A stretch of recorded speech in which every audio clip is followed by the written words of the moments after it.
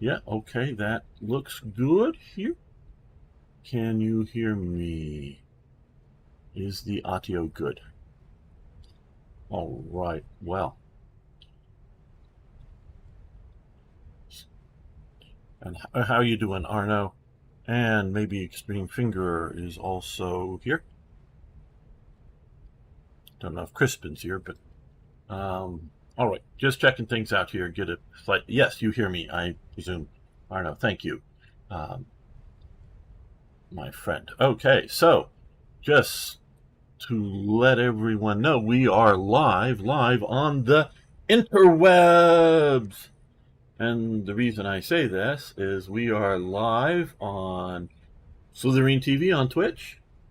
We are live on YouTube, on my YouTube channel. We are live on my Twitch channel. We are live on X, formerly known as Twitter. And we're also live on Rumble. So we are live everywhere and multiple places. And hello, my friend Sir Toyjet of the Flying Beluga. And he's also over on Twitch. Now, I will say this.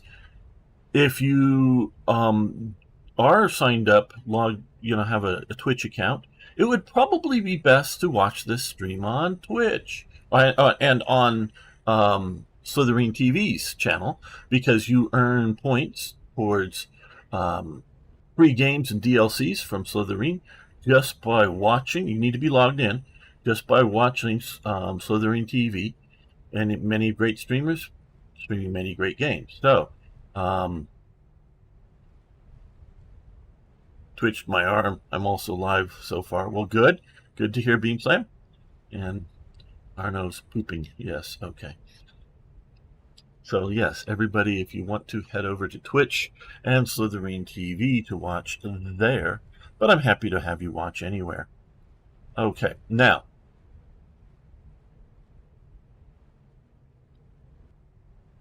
this is Scramble Battle for Britain. It is a aircraft fighter game set, of course, in the Battle of Britain. There is a demo out to Toyjet, and so you can download and play the demo for free if you want to do so, and you can do so on Steam. And I think, haven't checked it, but I think also on Slytherin's site. So, now, the hook, the difference with this game is it is a turn-based fighter game. So, I've gone through sort of the how to play a bit here. Just come here, you can go get some of the basic controls and whatnot. And I have played through a little bit of the instant action, a little bit of the first mission here. We're going to go back to it. It is very simple, the first mission. So, training. We're going to come here. There is also, we'll get to it here, dogfights, Stuka intercepts, extra hard dogfights. So there's a bunch of stuff here. But we're going to start with shoot to kill. Start the mission. All right, and I know how this goes, but I'm going to show it to you, and then we're going to look at it. All right, so you can come in here, select this. You get your aircraft in here, and then you can use WASD to change the vector. But what we are wanting to do is shoot down the aircraft in front of us. So I'm going to hit Z, which tells it to anything comes into its target zone to shoot at it. So we're going to do that. We're going to hit space here. Okay, this is the planning phase. Now we're actually in the planning phase, but we're right on the tail of this fighter. And I know this is super simple training, but we're going to let it go. But it has sort of a hook. At least it did when I first played it. Then you hit return, and this is, you can go back to planning phase if you see something that in here that looks like it's not going to go good, or you can hit end planning phase and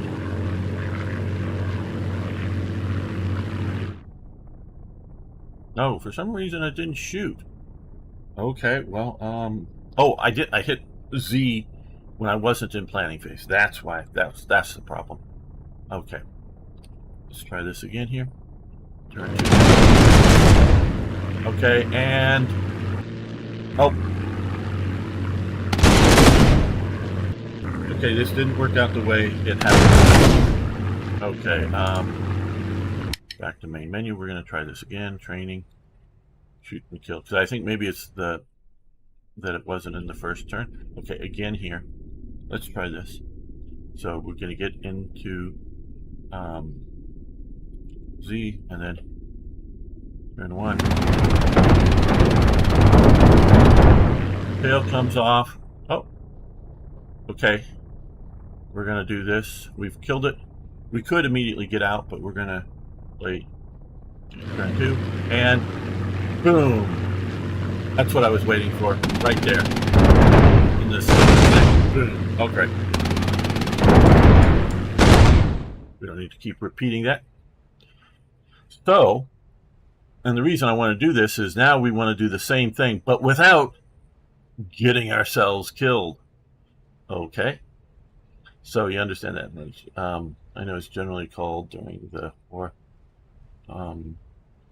It calls them ME-109s, not the BF-109s. Yeah.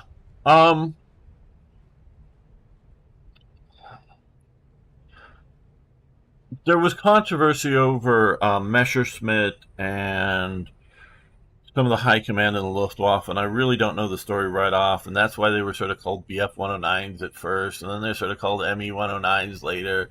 I told you, I'm not quite sure which one would be the most proper. I think BF-109s and ME-109s are both an acceptable thing. All right, so we're going to start this match. We're going to hit Z so it fires at, you see it now, it adds that targeting. Anything that comes in the line with his guns while flying, it will fire. And we're going to go, okay, and we can go back. We wanted to do the back button, but we're going to go on.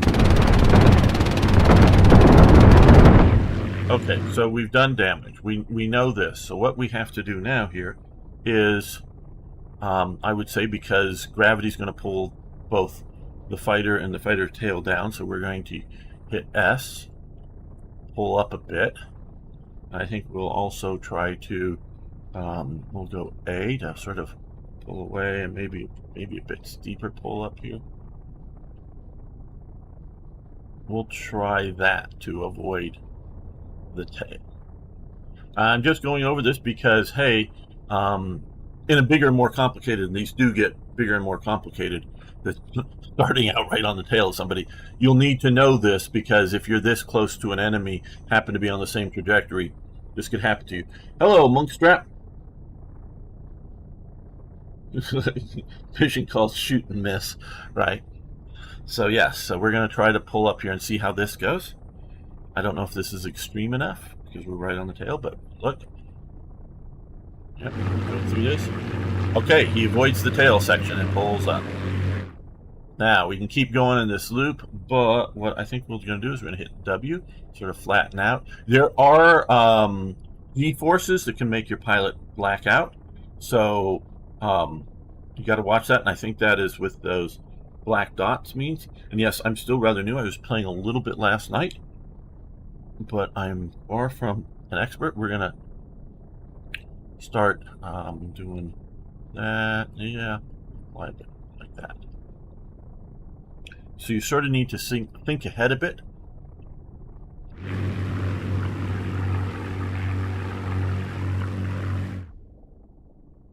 Okay, I don't think I want to dive back down, so we're going to come here and just see if we can fly level from here.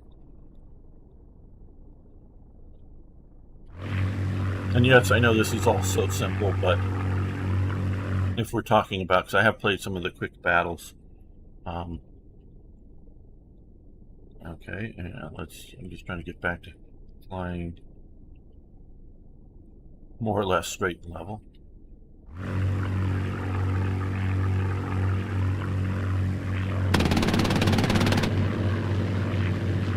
Okay, now it's going to replay the whole sort of mission there. Just all right. So we see that.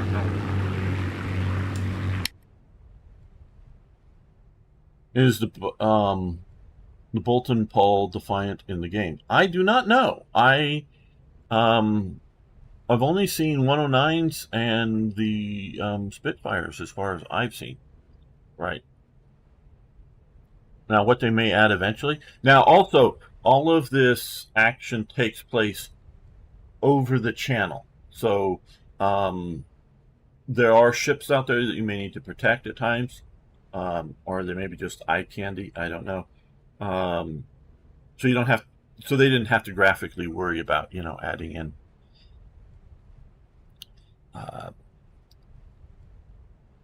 ground features and whatnot. Okay, so here we are.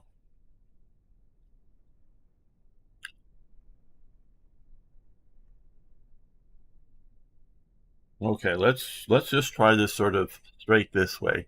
And this is the idea. Instead of flying at your target, you're flying leading in front. And again, I will. Oh, we got to get into planning. Turn on the machine gun. So here we should have this work.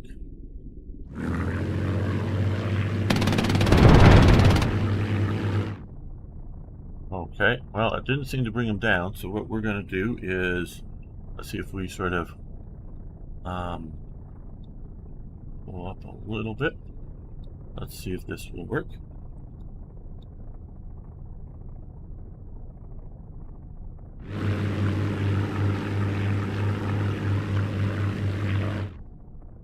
Okay, no, I do not want to go down, so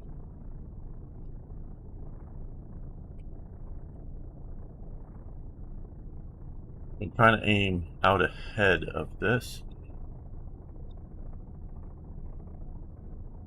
Wait. Okay, there we are. How does that look, guys? Does that look good? That we're coming in. See, I'm sort of thinking we're going to go that way as he comes across. Oh, wait a minute. Is he diving a bit? I don't know. Hey, Crunchy 232323. Is this real world or simulation? Is there a real world, or is this just a simulation of a simulation, Crunchy?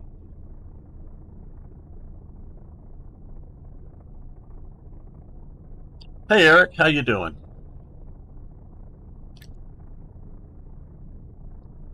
All right, so let's try this here.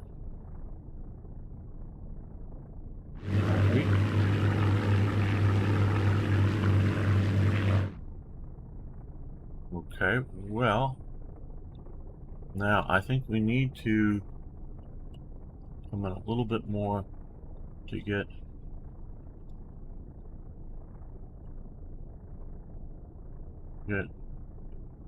in.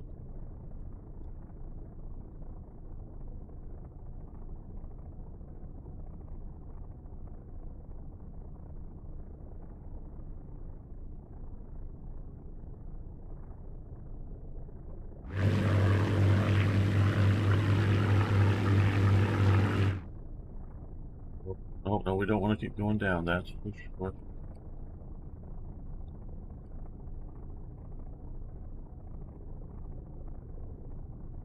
Not gonna intercept there? Let's try it.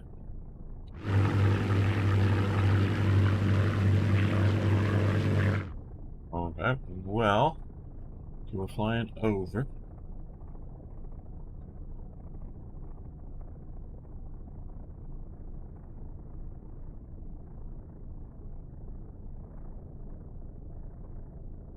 You're sort of coming in on his. No.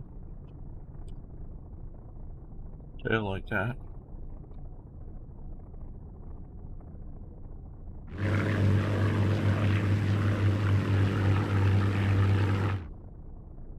Okay, no, we're not going to keep healing off that way. Oh.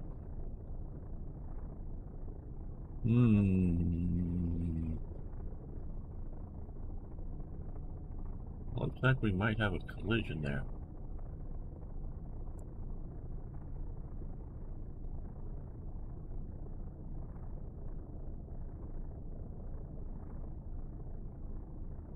Okay, maybe that's a little better.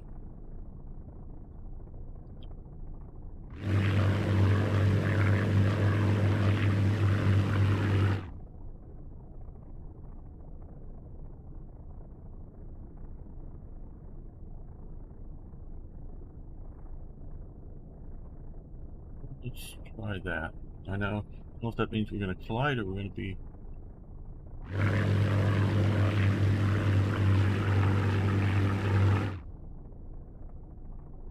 One's on, I guess. Neither.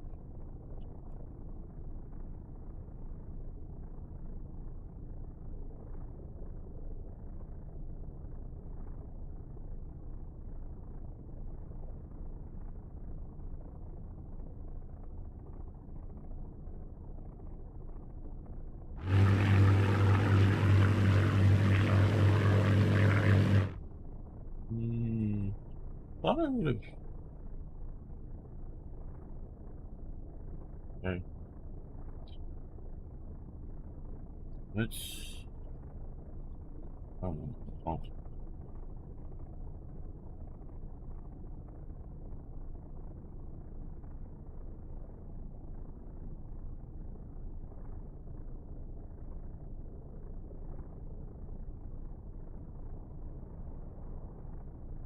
Try this. There we go. Okay, so now let's not keep the dive.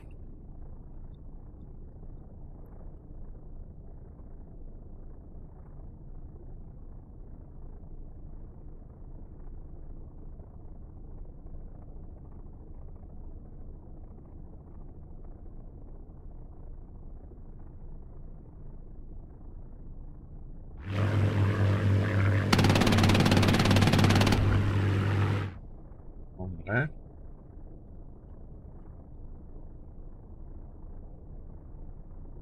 Doing bullets around him.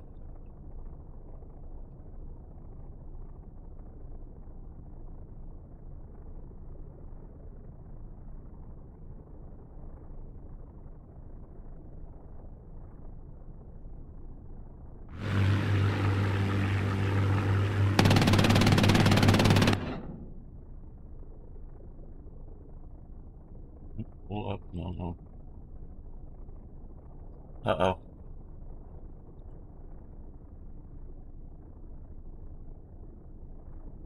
May have got myself into trouble.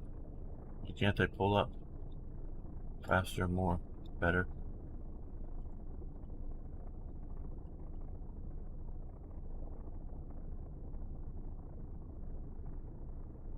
Well,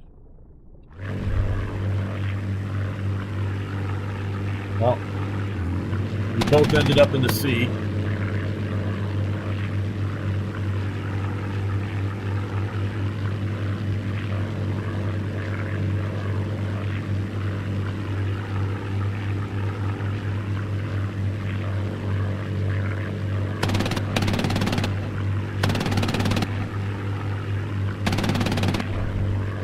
Yep, we both ended up in the sea.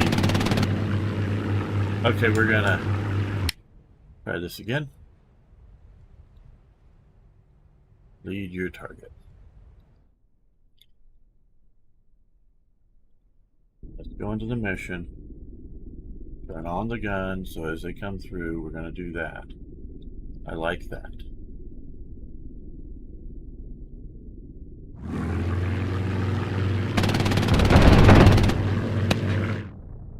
But now, we're going to come over, but we lose altitude if we don't pull up. Bit, okay.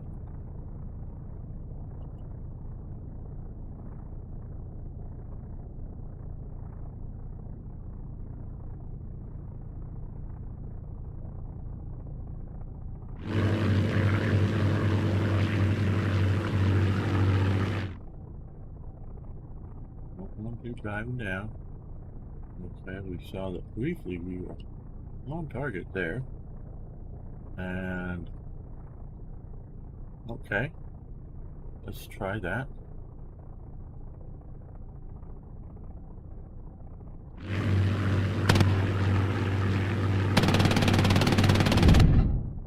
Okay, we somewhat on target.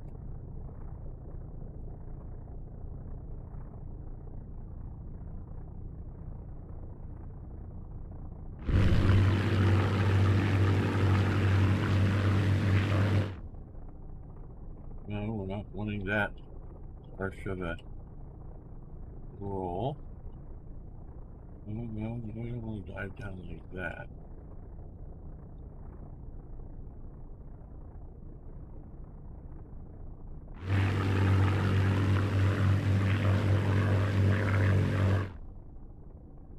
Alright, well, let's see what, well, no, don't like that at all.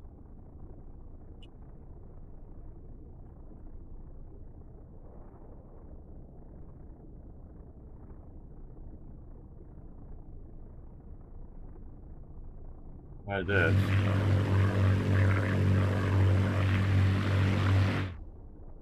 So obviously that, we don't want to keep piling up towards the sky here. See if we can dive down. Let's try that. The last time we dove into the C2, we just behind him. Okay, now we want to, no, that's too hard. Okay, well, that's looking a little better.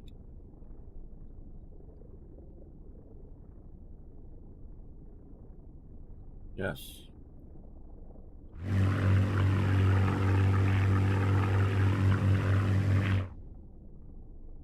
Oh.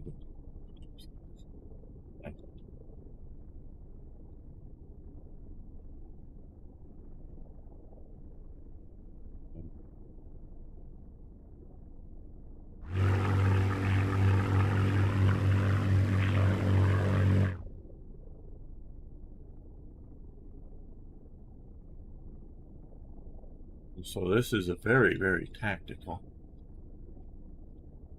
fighter game.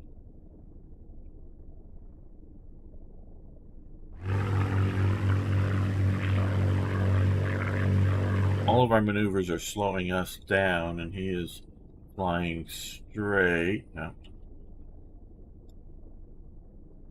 I'm still trying to lead him.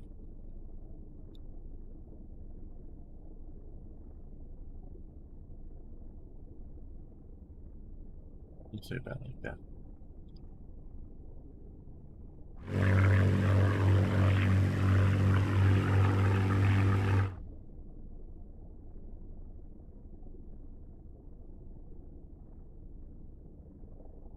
Who's that?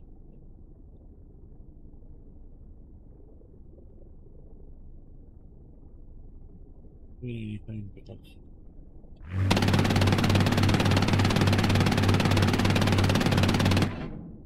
We're going to run out of ammo too soon if we keep that up.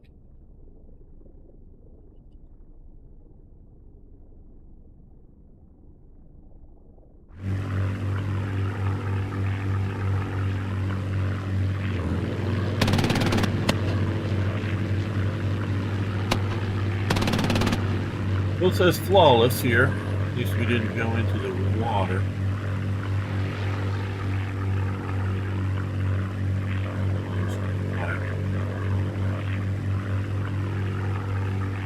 All right.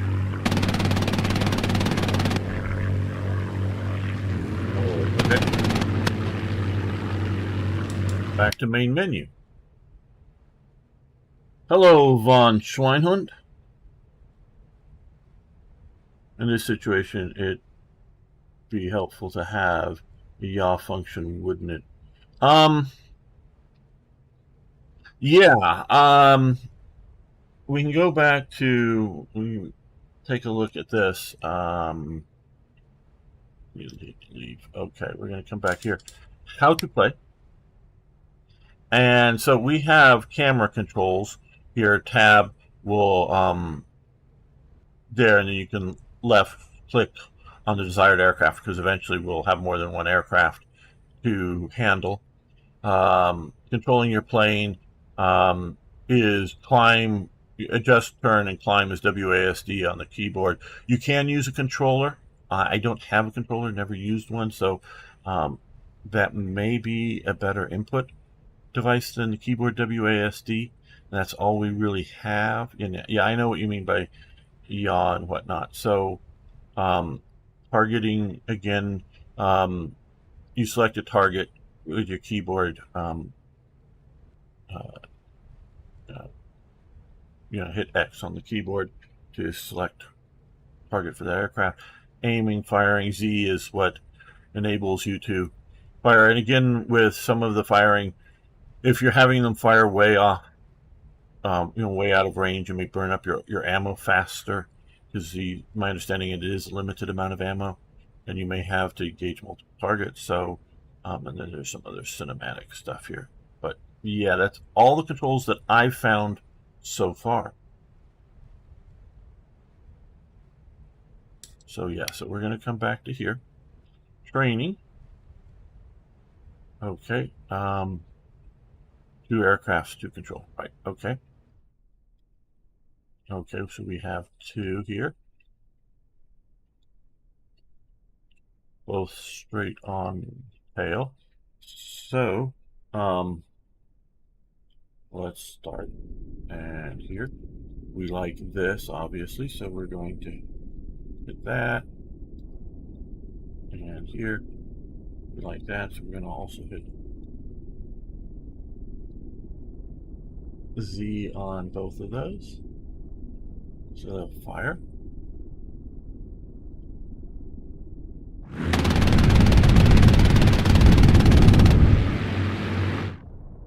Okay, this one here again, we're going to pull up correctly so we don't run into that tail that's coming off.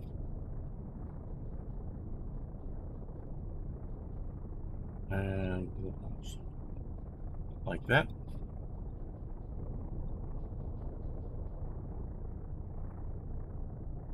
And here, well, it looks like we haven't shot him down yet. So, up a little bit. Let's fire on him.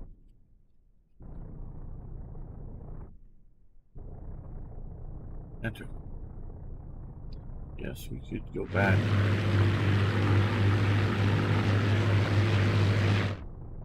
Oh, I guess it is a kill here. And over here, we did miss the tail and pulled up. So,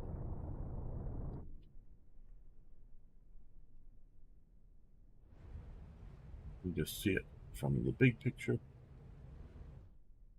And we'll kill it.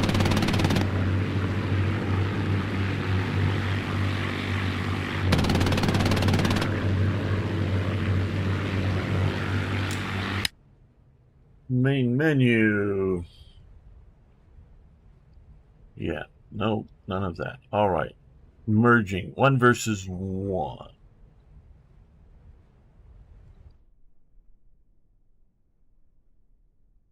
Okay, so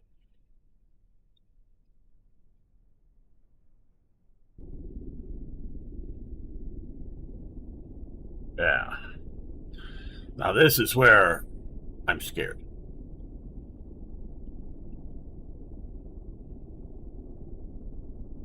Not so much scared that I'm going to get shot down or something. I'm just scared. Am I ever going to get turned around and get on this guy's tail? Okay. Let's pull up and around. I don't know. Does that look good?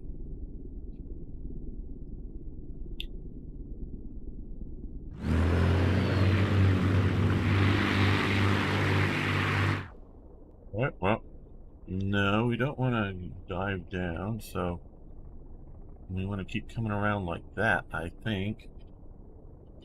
No. Yeah, we'll put a little bit of G-force stress there, maybe.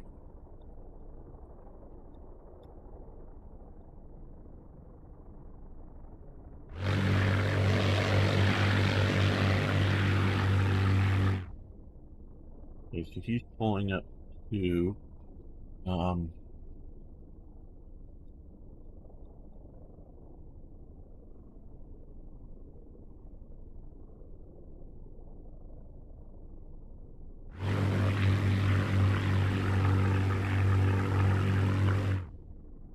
okay.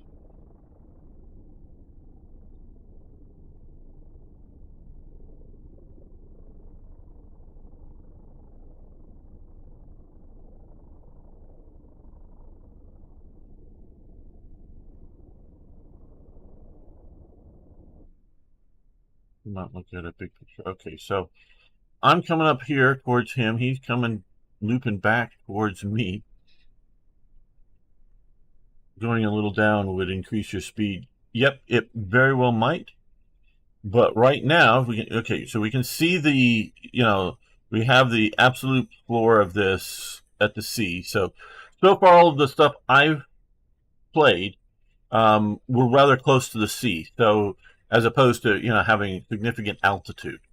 So we have that don't crash into the sea element. I don't know, do we want him on top of us or do we want to come up and around? I don't know. No, I hear you, Beam Slam. I'm not saying you're wrong. Okay, so back to the fighter perspective, and we'll hit this.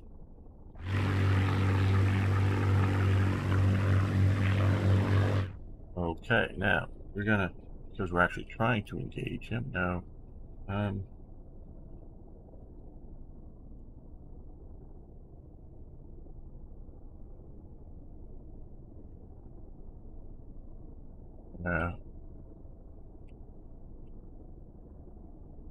think we're gonna miss each other, but I'm gonna put targeting on just in case we.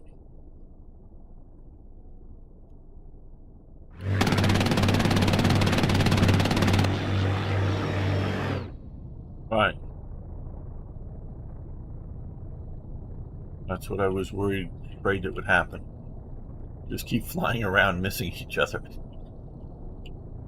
Okay, wow.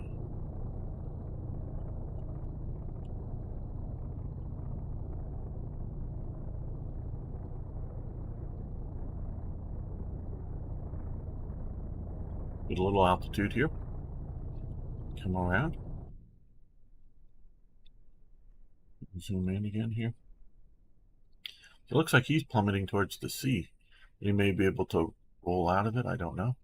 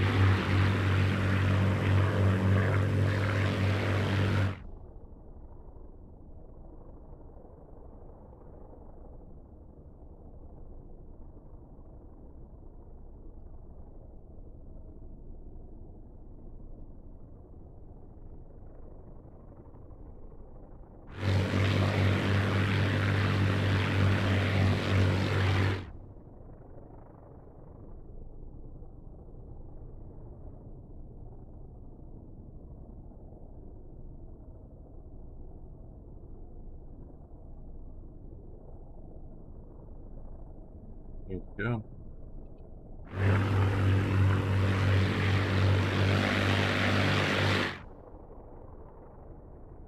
Okay. So, let's look out here. He's coming around sort of behind me and low.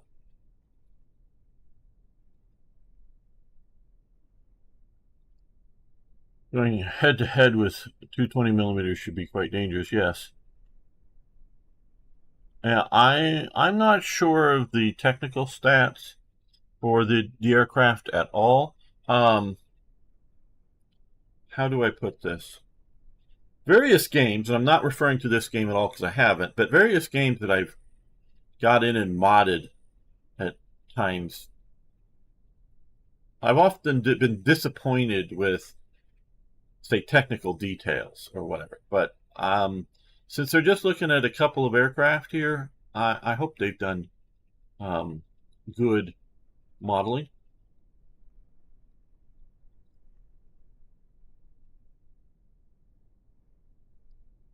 Things like the guns, things like armor on the aircraft, you know, all of that stuff. Okay, so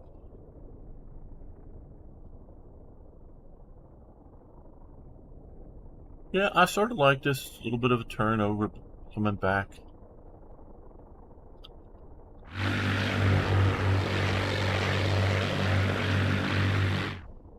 Okay, so I think we're gonna pull up a bit more.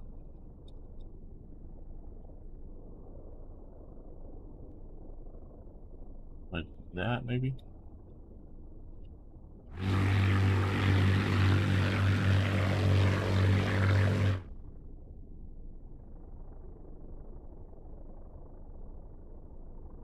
Yeah, oh, I understand about the demo element.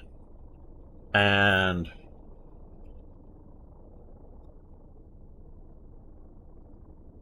I quite liked the concept when I heard it way back when they first announced it, of a tactical fighter simulator kind of thing, so that you're thinking tactically.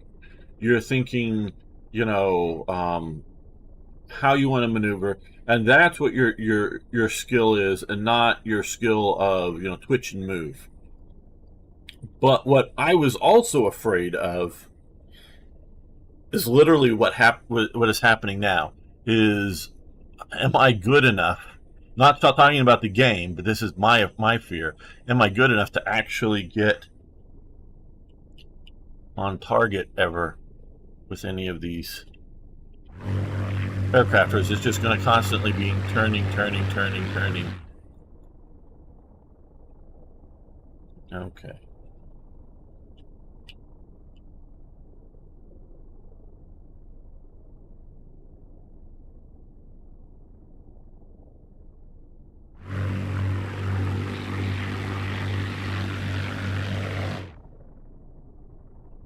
Now, what would happen in the real world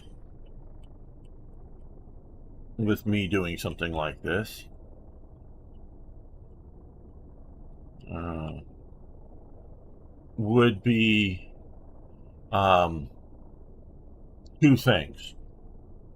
One, you simply fly around and run out of gasoline and go home, and or um, you would fail in your mission to um,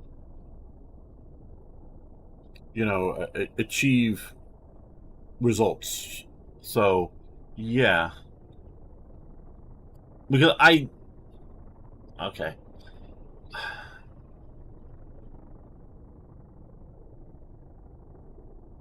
From what I've read of combat aircraft, you know, fighter aircraft, they were often zooming and booming, and by that is the idea: there's an aircraft flying along.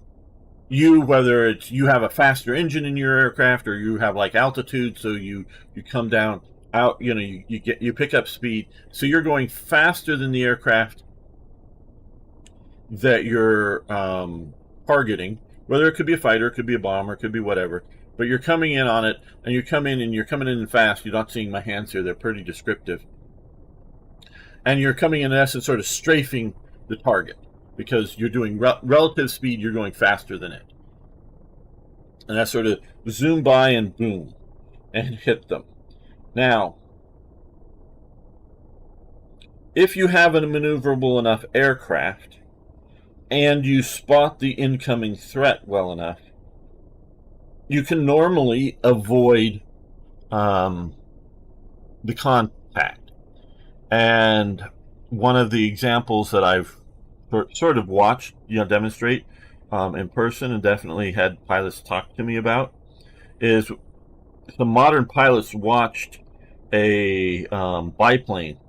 This was back in the 80s, and one of the pilots that I was talking to, he was just a bit older than me, but he was a helicopter pilot. He goes, "Damn, those that shoot down helicopters, very, you know, very fast. He was a flying U.S. pilot, but had been stationed in NATO at the time. And he was thinking, man, if we just had a bunch of those, or the enemy had a bunch of those, either way, they could all cheaply made zip around and shoot down aircraft because they are so maneuverable. So if you had something like, and we do see particularly early in the war still, Germans using, whether it's fighters or fighter bomber type biplanes, those are incredibly maneuverable. And when you coming in and with the speed, you have certain levels of maneuverability. But if they, at the right moment, pull a maneuver, and it could be dive, could be pull up, could be right or left or whatever, you can get away from that zoom and boom. And so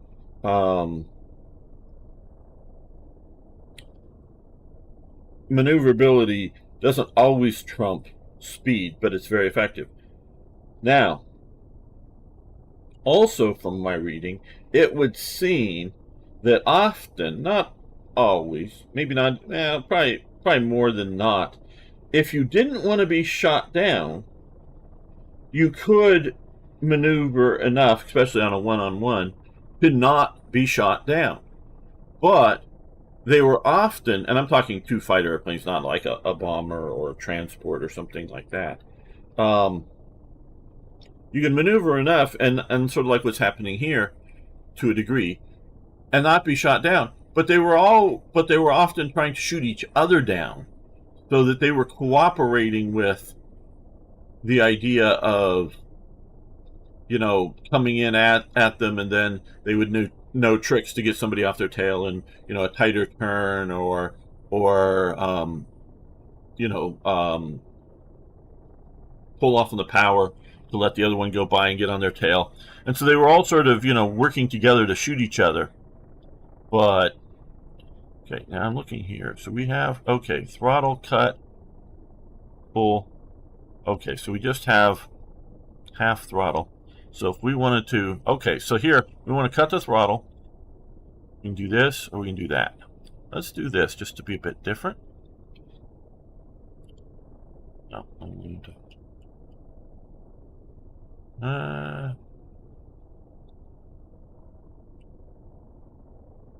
No, we're going to go back to full throttle. I don't know why we cut. Where are we? Yeah, that's right. Okay. Probably shouldn't do this in the fighter. Okay. Clearly, you need to vastly superior Volker. Yes, I know. In real life, it was actually very hard to win a dogfight if pilots and aircraft were relatively even. Now, yeah, and again, in World War II, is what I'm talking about. Dogfighting, I've read, I've, like many of you guys out there, I've read many books, watched many documentaries covering both Europe and Pacific. And again, a bunch of the stuff I have read on fighters, but it's never been my huge focus. That dogfighting was sort of like I say, the undesirable thing. They wanted to come something out of surprise, come in fast, target an aircraft, and then zoom away, and then get completely away, and then come back in to the fight. It's just the dogfight, the turning fight, sort of like we're in now, is the excuse me, the other thing not working out.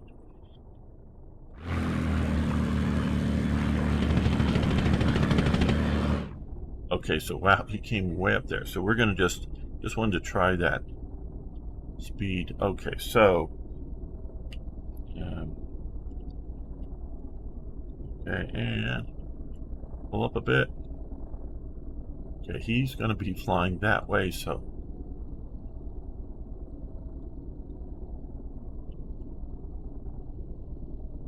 let's try that.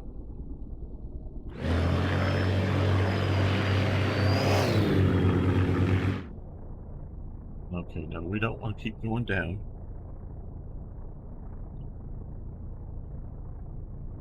There we go.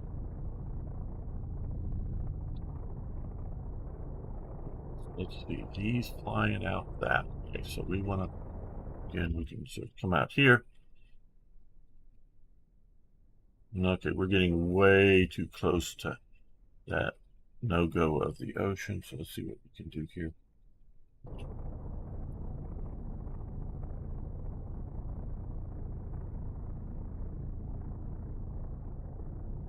Well, let's try this, see if we can avoid plummeting into the water.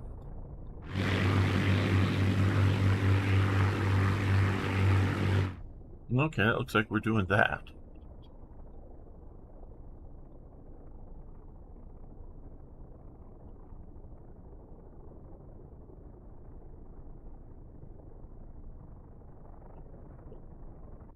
Again, come out. He's looping around this way. We're coming around that way. We may be able to meet there. We'll see what we can do.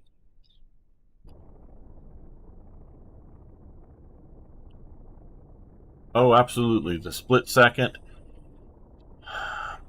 I know they discussed tactics like we're doing now, but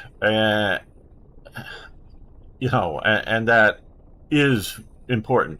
But so much of it is just pilot instinct and reaction. Once you're in it, I am absolutely sure.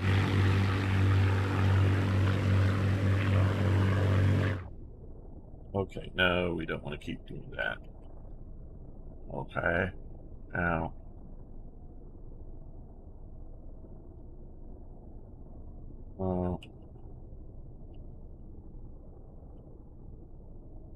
So, and yes, like Schweinhurt said, we are looking at a demo here.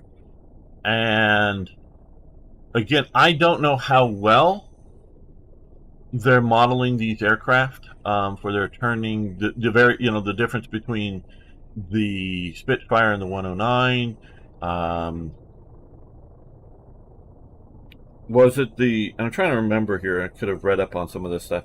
Wasn't the 109 have a fuel feed problem at certain maneuvers because it was, it wasn't fuel injected or something into the engine or whatnot? So there, I don't know how well all of these are modeled.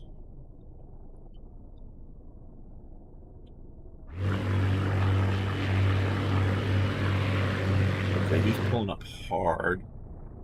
Okay, I don't know why it's thinking I want to do that, but.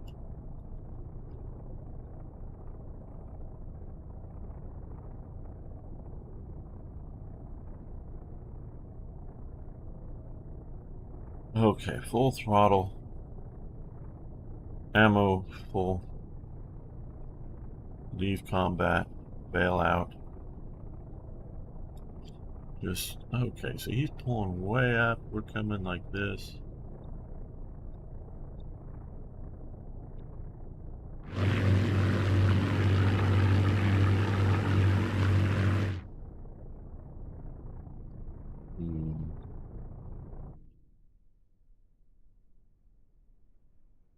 He's looping up and down.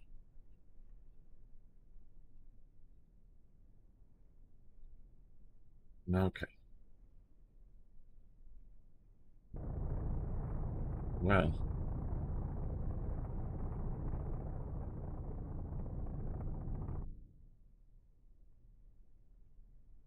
I'm just going to try to fly sort of like that out around here.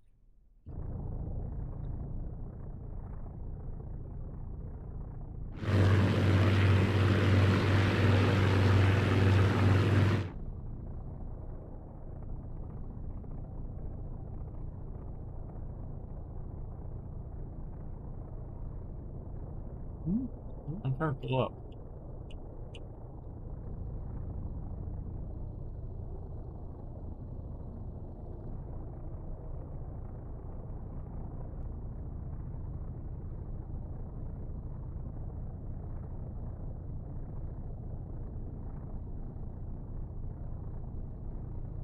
Why is Klein putting me down?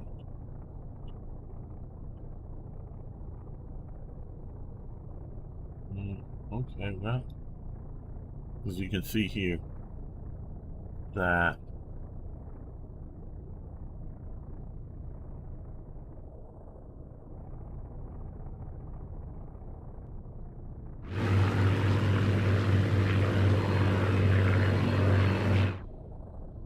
No, no, no, no, no, no.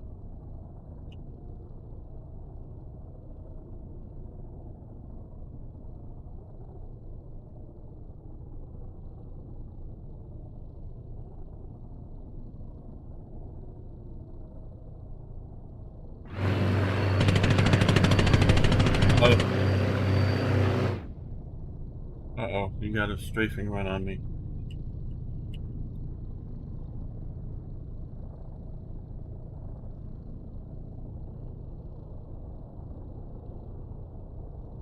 Yes, if this Spitfire, I think, had a negative G maneuver, it could cut the gas to the engine, so they had to invert before doing. Okay, so it's the Spitfire. I remember it was something like that.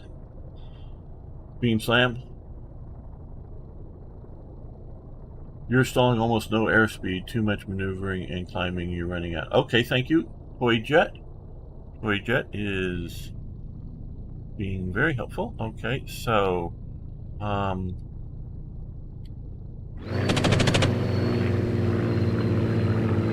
hello.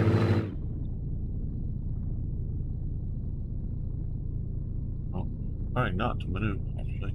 Just trying to.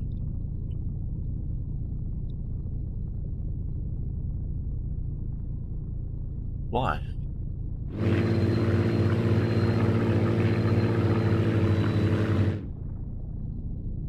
Okay.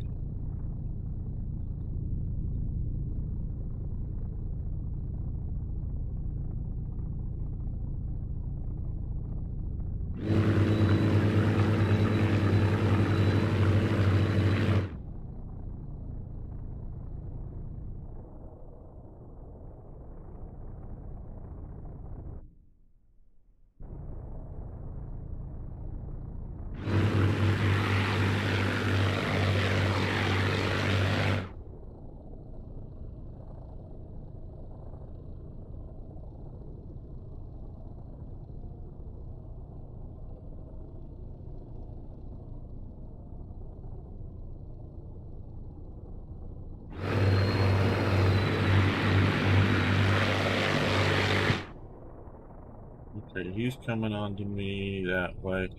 Let's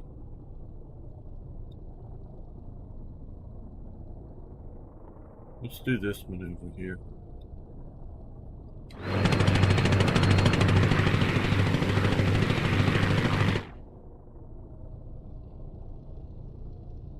It looks like I'm doing a good maneuver, so we're gonna keep this up.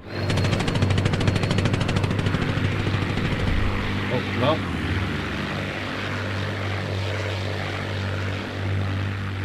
Now we can watch the whole thing go through. Almost did good there.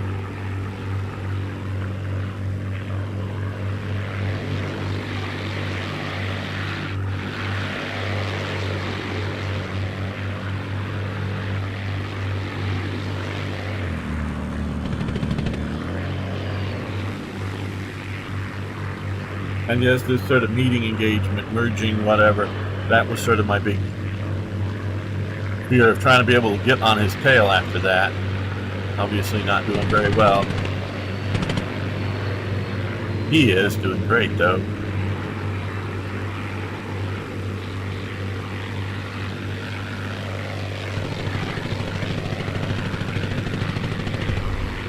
There we go. Okay. Quit to menu. Yeah. All right. So, let's try a Stuka intercept. Attack 1 Stuka. Okay, so we have 2 aircraft and 1 Stuka.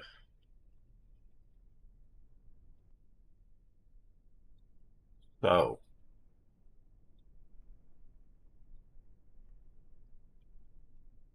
base try to start this. All right.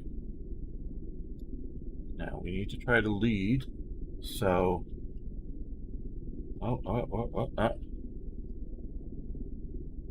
you can see right there. That looks like we might might do some good there. So we're gonna, that yellow means we're on target, so we're gonna hit our guns. That way, brat, hopefully. Now let's come over here. Now, we need to do two things. Getting modest, me, I'm not good at this. Is we want to try to, one, shoot down the Stuka, and two, very important, not run into our other friendly aircraft. So,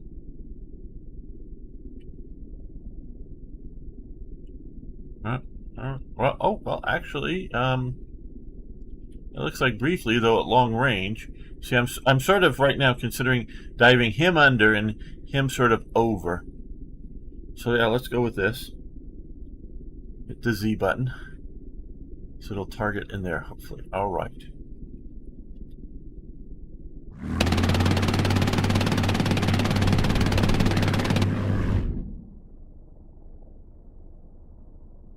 We're gonna use this backspace to review last turn. This time I want to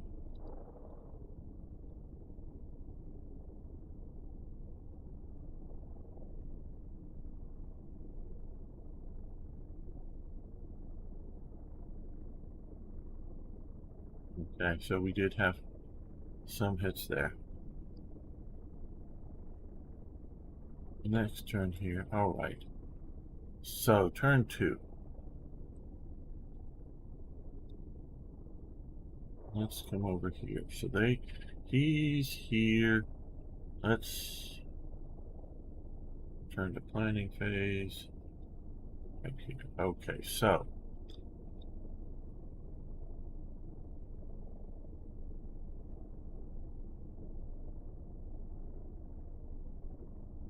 okay, it looks like there we're gonna maybe get a shot off at him, depending on how. And I think he may just be moving straight, which is helping us out and not maneuvering too much. All right, so hit Z. Need to do that every turn. It's not a turn on or off. Okay, so here, again, we're trying to come at this thing, but somewhat low. So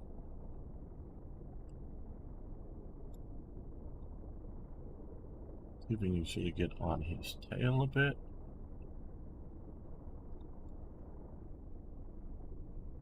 And we're going to go down to, no, not fat throttle. We're going to go down to half throttle.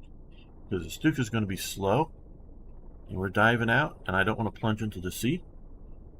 So we will see how this goes. See what's Poyet saying. British fighter doctrine was generally to engage at relatively long range. Actually, the Polish exiled pilots were seen as somewhat radical for disregarding this and setting their guns for narrow spreads and only firing when quite close to the enemy. Yeah, I didn't know that about the Polish particularly. There were controversies over the engagement ranges, I know, as well, and particularly how to set the guns. And what you can set the guns for is to have, because what is there, 6, 3 on each wing or something, or 4? I'm not sure. I don't know the Spitfire well enough here. And you can have them set so that they all shoot straight ahead. And that puts out a spray of fire. And that would be one way to do it. The other way is you can aim them so that they all, at a certain distance in front of you, come to a similar aim point.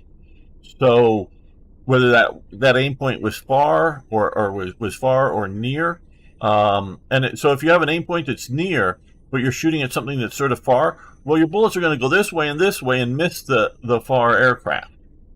Or 6 or 8, depending on the variant, I believe. Yeah, I'm seeing little blips here, and is there 4 or is there 6? Did the Spitfire, you seem to know, Toy Jetter, when I look it up, I think they mostly use the a 30 cal type machine gun. Did they ever use a 50 cal? I don't know. I believe a few that may have actually had cannons later on, much later on, not for the Battle of Britain, but um, so um, yeah, so it's where you're zeroing in at what range to concentrate on the aircraft, and to some degree, I think it was up to the pilot, but there is that sort of controversy as to aiming distance, and so it's particularly where they're being zeroed. If you zero them way out there, even if it's close, it sort of kind of works. But if you zero them in close, then yeah, 5 had. Thanks, Von Schwinn. 20, but that's much later than the Battle of Britain, so I don't think we're going to see um, mid-war productions at least. Yeah, I think thanks, Toy Jack. Yeah, I think we're just looking at 30 cals of one sort or another, whether American 30 cals or 303s or whatever. So yeah, and it was thought, I know from some of the stuff I remember reading or seeing in the past, that just simply the widespread was thought to not be that effective because although it was a big fan and you very well might hit the aircraft with a few bullets, it wasn't necessarily enough to either get in and get the pilot or get enough bullets into a vital system to knock it out of operation. Might be some at the end of post-war models with 50 cals, but otherwise, okay, Hispano-Suits. Okay, thank you. So let's it's out.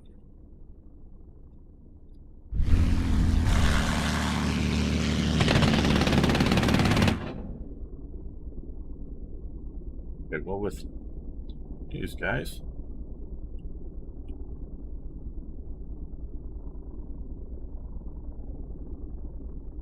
we plunge into the sea. There we are.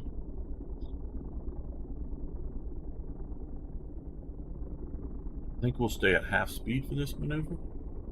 Otherwise, we're just going to put ourselves in front of the Stuka. Now, from this guy's perspective,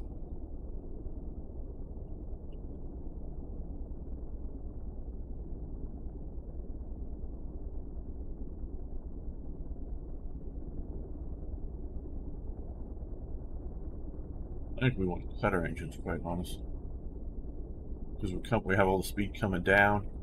I want to be behind. Now, I do know the Stuka does have a rear tail sting, but I'm sort of disregarding that at the moment. I'm not saying it wouldn't sting us. I'm just saying I'm not worried about it. Maybe stupid people. Yeah, see, we're getting way close there. Okay. So, here, let's go over here first. Okay. We want to...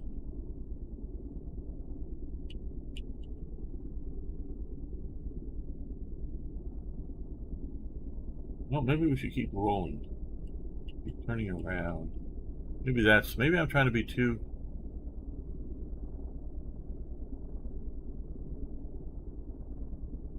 two-dimensional?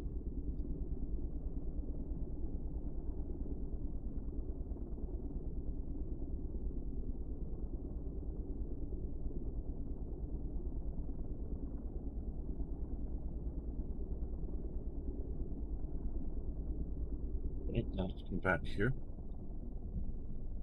And we've got... Alright, so...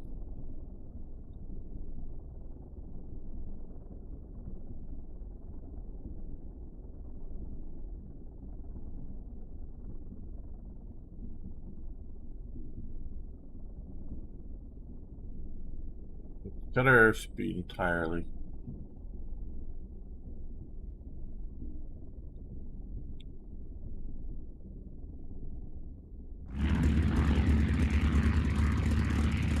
Maybe so did he. Damn. Okay, well, have you ever...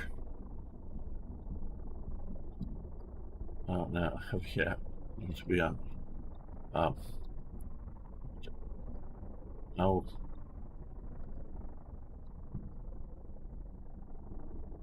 We haven't been outmaneuvered by a Stuka? Well, Gamer just was. Boom and zoom Gamer, full throttle up. Yeah. Markman had okay, 8 Browning 303s, yes. Thank you, Beam Slam.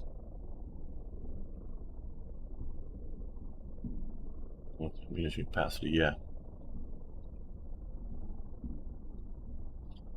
Yeah, no, you're right. Zoom and boom, but then again, I'm sort of worried about. See if we roll this way.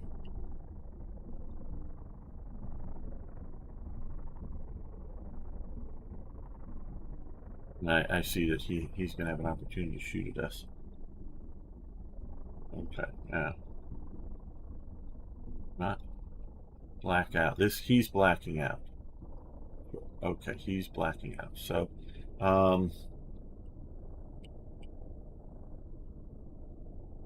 okay, so we're going to probably crash into the sea. This is going to be the most interesting one.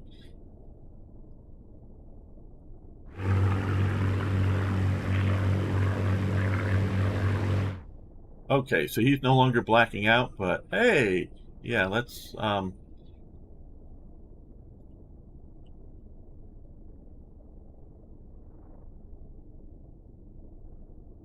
did we pull up enough to survive this? Okay, good. Okay, so we're gonna try to zoom and boom. I think we undo that sort of kind of thing and zoom out full throttle.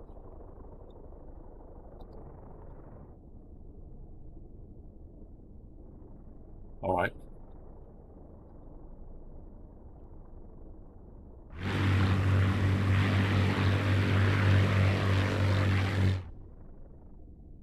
Okay, still heading down a bit too much.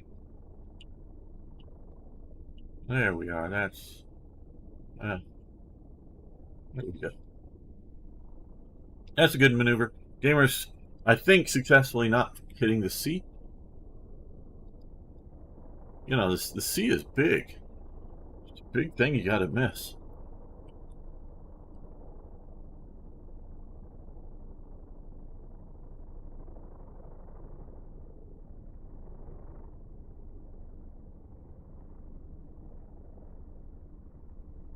No need to engage it. Yeah, I know. We're gonna come around.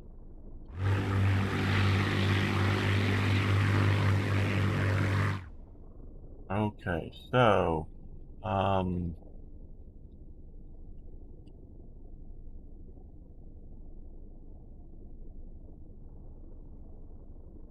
there we go.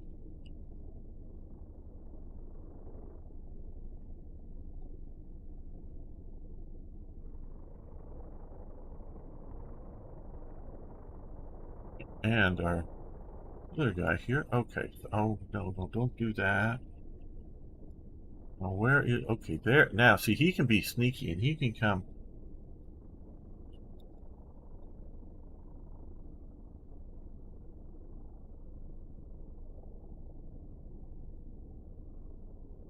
Maybe he can come up and get this guy here.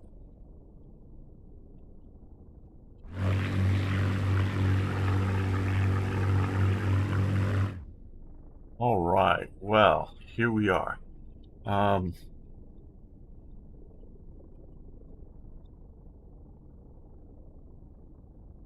Okay. See. Zoom out here. I am not aiming for him. I'm aiming for here. That I'm hoping will catch him there. Now up here. Again, he's flying this way. So let's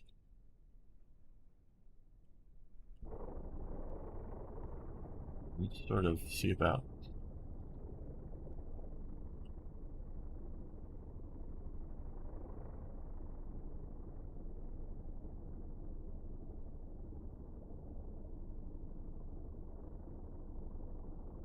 Let's no zoom and boom, but we've got altitude, so we're going to cut speed here and get ready. If he continues to go along like this, maybe we can dive on him.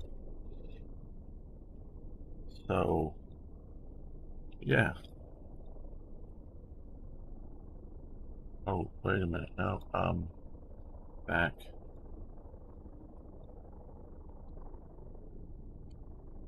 No, I think. Yeah. I was wondering if I wanted to turn on guns.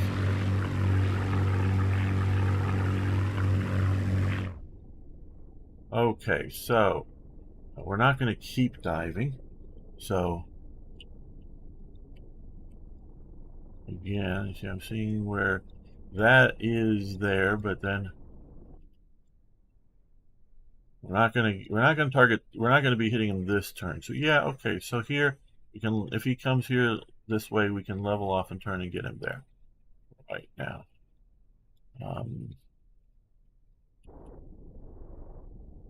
The aircraft is way high. Okay.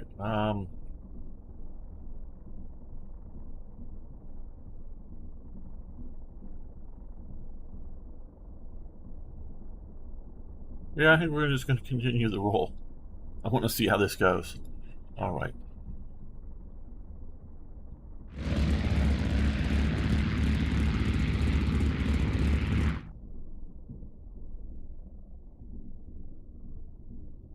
First, I think our real chance at targeting this guy is here.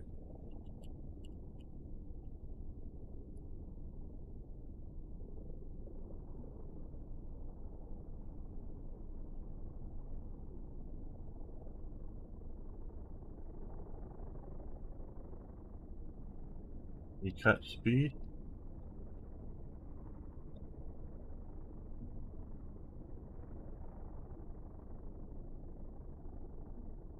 I'm going to turn on machine guns just in case we get any sort of chance at that. Okay, now he...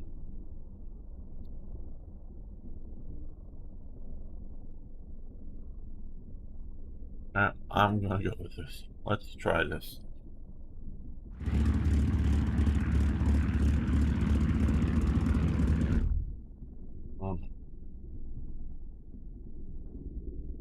Ah, well.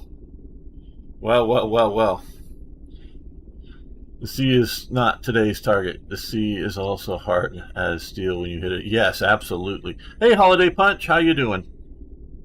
And hello, some guy with is that Greek or um, uh, Russian? I'm not sure. Reminds me of the game Octung Spitfire. I don't know that game, but yeah. Hey, ZZ. And yes, we got him, but he also got us. Now we did trade one machine for one machine, and well, unless we bail out, one life for two life. But yes, now I want to let everybody know. I am streaming on. I love streaming here on Slytherin TV, but I'm also streaming on my YouTube channel, on my Twitch channel, as well as Rumble and Twitter. You all might want to go check out Slytherin TV on Twitch. You can search for it there. And the reason you might want to check that out instead of my channel, though I'd love you here, is the if you're signed into Twitch, you have a Twitch account, you get to earn points that will get you free games from Slytherin and Matrix and or DLCs. So it's all good. You earn them as you watch. So we are on both things. So we're gonna follow this through here. Oh, because we don't want to. He's gonna pull up.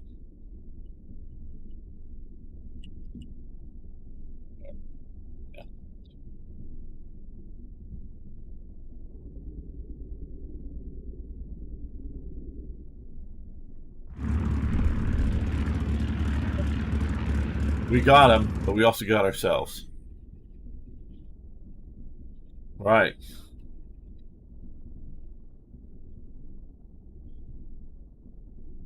So this very much is a tactical game. You gotta think better. Urging check your 6. Well, let's try this. Okay, so we've got 2 Spitfires and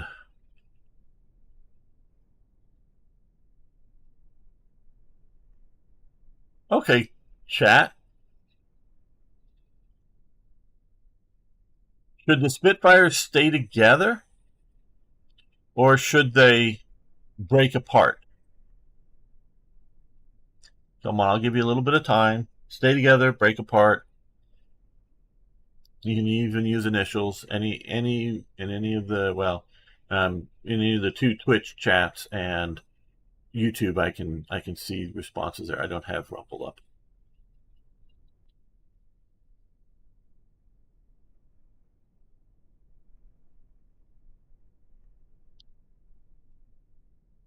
Indicate and want to attack. Okay, so split apart, I think is what Toyjet is saying.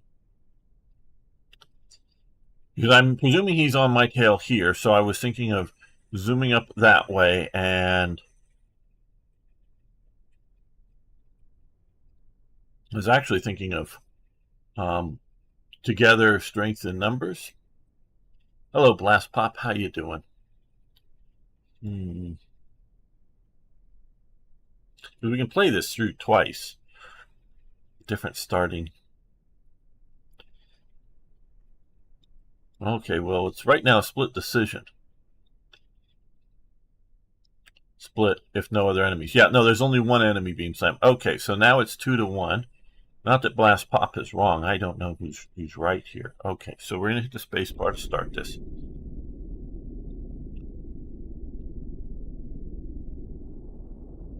Let's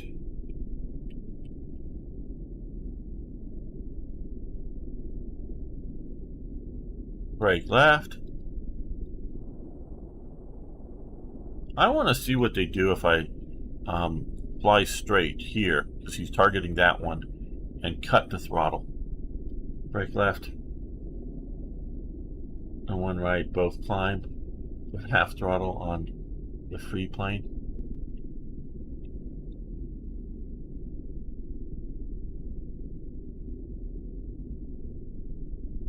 We'll just go to half throttle here, and we're going to keep going straight, because I don't know what the AI, because again, we're dealing with AI. And hello, Yellow Strike. I did it that way, but they got both of my planes. Also, make one the bait and the other the hunter. Could Cobra with one to try and get on his tail. I don't know what Cobra means. Okay, but we know he's sort of kind of targeting here. Because obviously he's right behind that. Okay, so let's try this.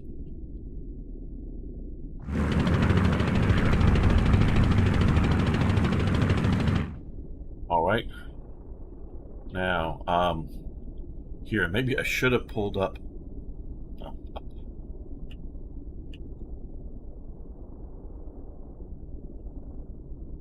A little harsh. Lost rudder center. Okay, well, I guess this gray is the first time I've really noticed it. Means we are no longer in control there. So,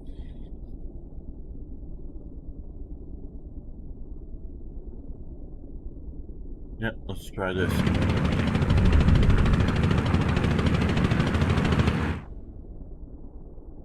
Okay, well,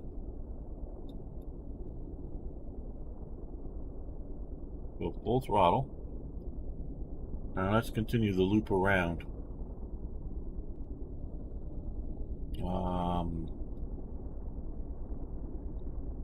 Yeah, let's, I think, just continue this loop around.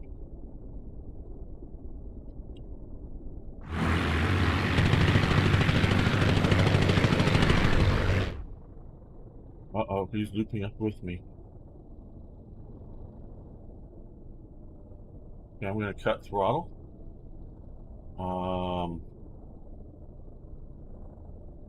Hopefully have him dash past me.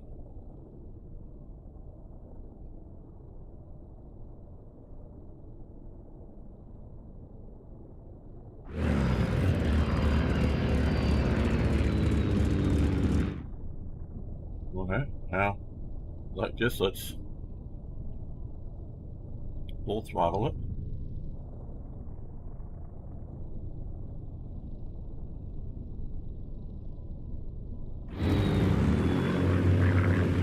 Dave, the other pilot, he made it out to parachute.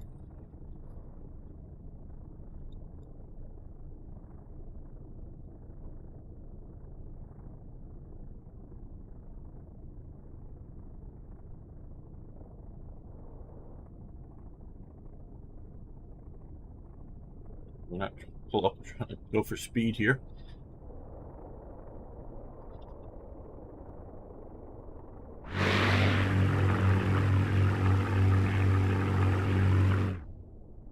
Okay.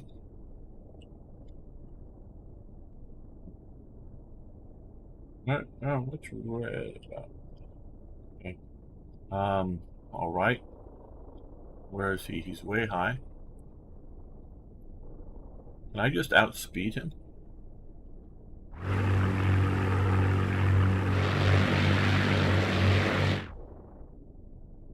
I don't want to turn.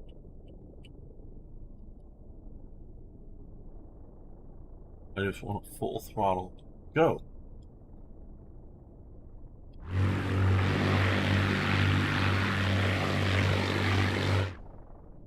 Yeah, well, no, I don't want to.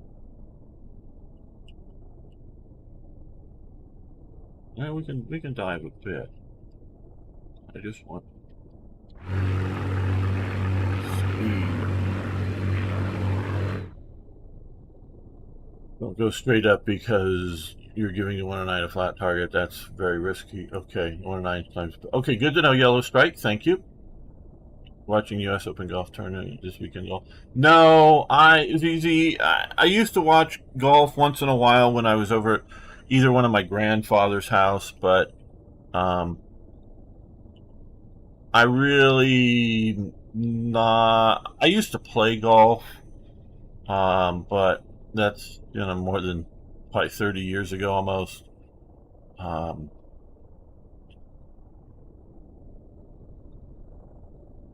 But not enough to really follow it to want to watch it. Okay, now I'm gonna, because it looks like the way he's maneuvering, I want to brake right, if anything. I don't know what that red means. Probably not good, but yeah. Yeah.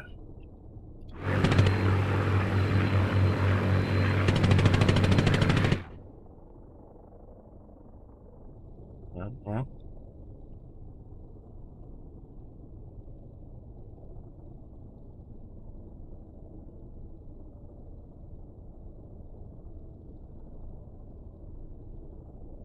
Right now I'm just running. Oh, well, not good enough. I think red means that I'm entering his kill zone.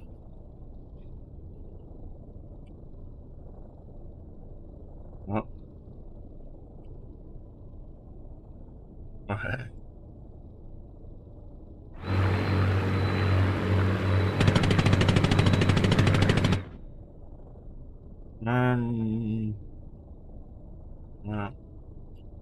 Well, there we go. Like I'm plummeting to the sea. Okay, yeah. You can roll around instead of dive into the sea. Oh, well, lost half the wing. But still got one full and another half. Yeah.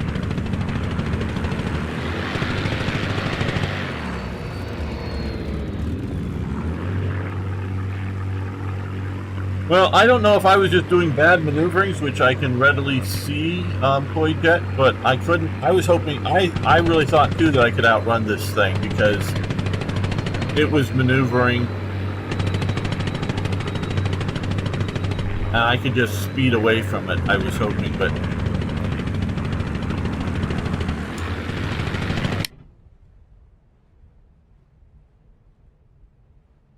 I don't know. Just gonna pick you up. Yes. Yes. Oh, but could both out. The Spitfire could both outturn and climb to 109, but oh, had well advantage of armaments and direct fuel injection. Right. You had the maneuverability. Okay. And he was way too close to outrun. Okay. Last challenging scenario. Yeah. Well, I don't think it was meant, but we'll try it again. Um, uh, we'll try it again because I think maybe the maneuver. Okay, so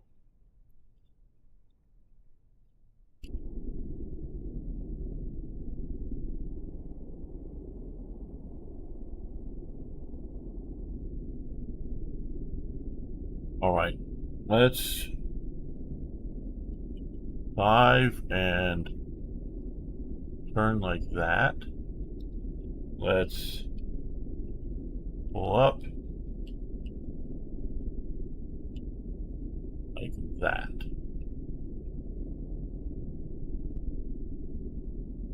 I think he's already on gun ability here, but we'll see what we can do.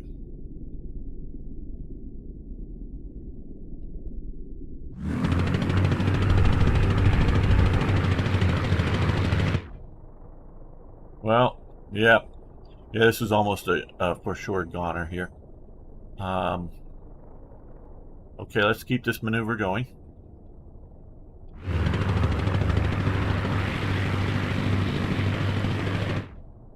Okay, we're going to keep the speed up, but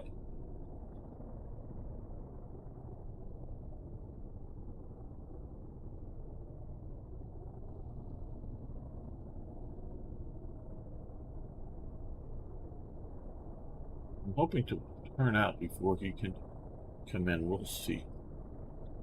He'll probably see me coming. Okay, let's see. Where is he? Where is he? What is he doing? He's coming up now. We want to break this, I think. Okay, that looks good. Oh, we're blacking out. Too harsh a maneuver, too long. Okay. Okay, we're going to be going straight for part of this turn. Unblackout. Okay. Now where is he? Okay, so I think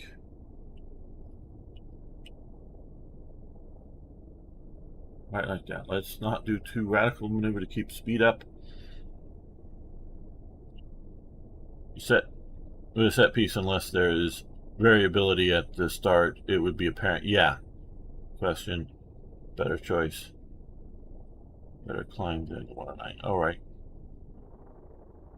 So, but he's coming down round. We're starting to climb up here.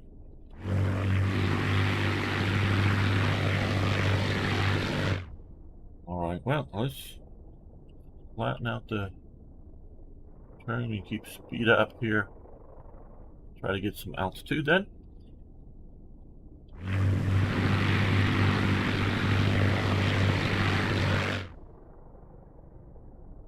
Yeah.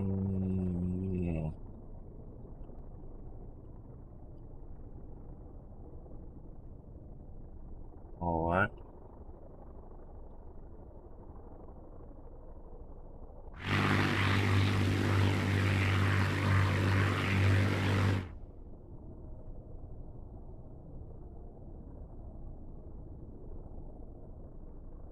Yeah, we're losing a lot of speed here. I see down here.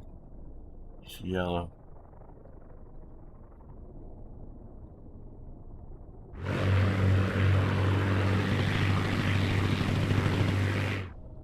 Okay, let's try to keep from. Let's try to level off, but okay, he's turning that way. Well, let's do a little bit that way.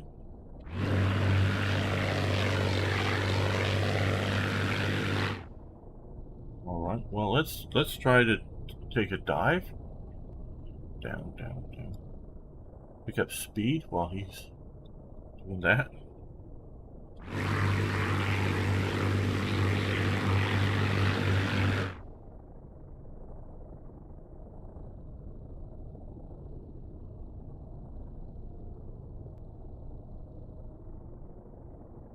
Hmm.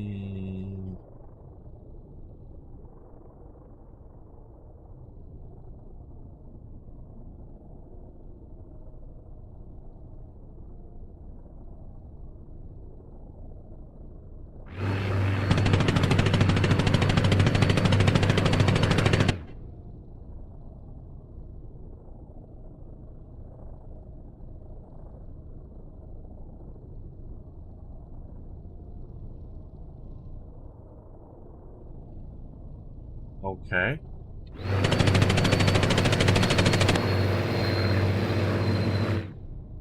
Hmm.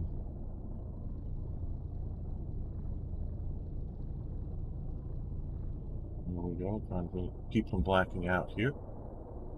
Trying to keep a little bit of a height advantage. No, no. That. Picking speed back up.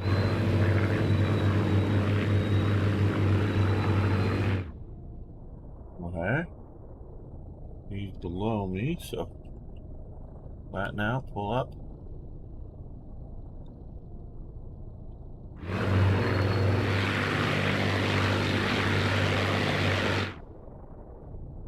Now let's turn like that. Maybe a bit more like that. Roll away.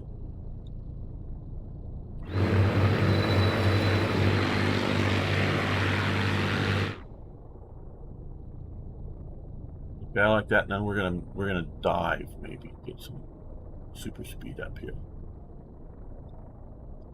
Yeah.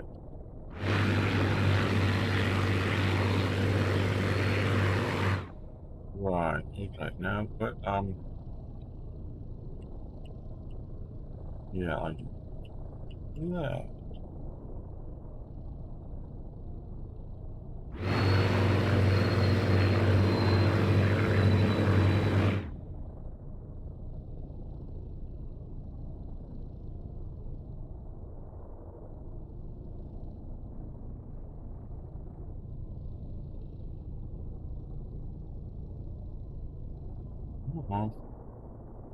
Let's try this.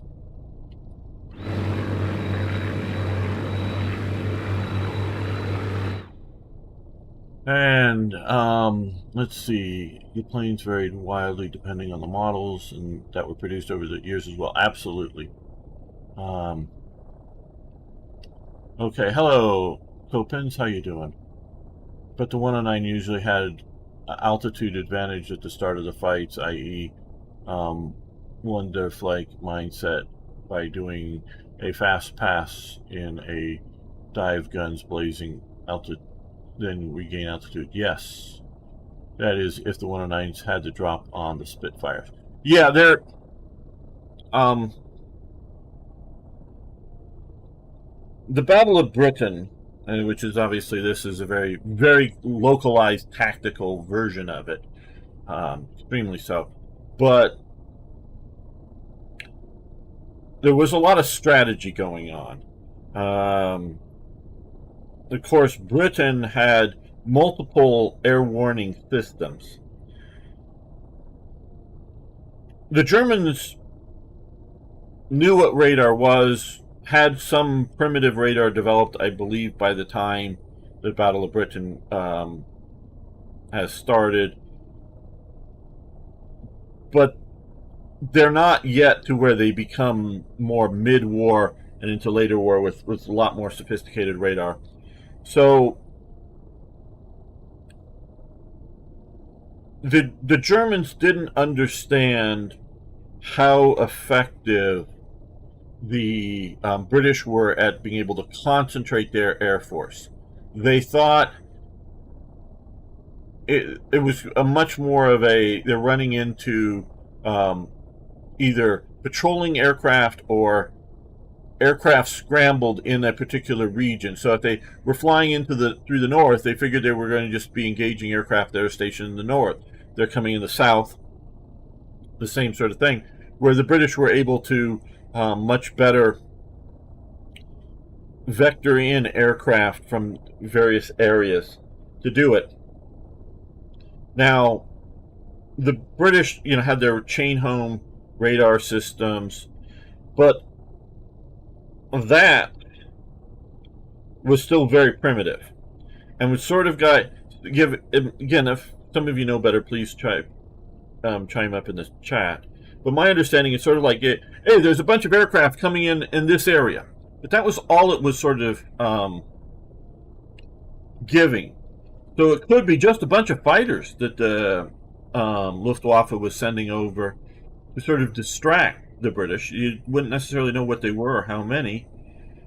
So what was also partially there as a camouflage, but also very useful, effective, that their spotter system, they had a huge network of spotters that knew very little of the radar. I mean, the radar is trying to be kept as secret as possible. But the spotters would do things like determine the altitude of what they're seeing, as well as what they're seeing. Is it 40 fighter planes and 40 bombers for a total of 80? Or is it 60 bombers and 20 fighters for, again, a total of 80? What is the mix? What's the altitudes? All of that kind of stuff that they were trying to report through their network in time enough for the British to be able to respond to it. So the whole spotting network was a bit of a camouflage, as well as a delivering more details, because normally by the time the spotters' reports are making it in, they already know that something's happening. They're even seeing the forming of the, because it takes a while to form up, forming of the enemy air formations, because they're taking them off and then getting all organized up in the air over France. So they're seeing it. They realize, oh boy, there's something coming. We're seeing all these air activity, but they don't have spotters. They can't quite get that. And then they see, is it, flying north out over the, the North Sea to then turn west, or is it flying straight across the Channel, or is it flying west along France and then, flying north into Britain, those kinds of things. So there's a lot of that stuff going on. And so as these, excuse me, need to take a drink here.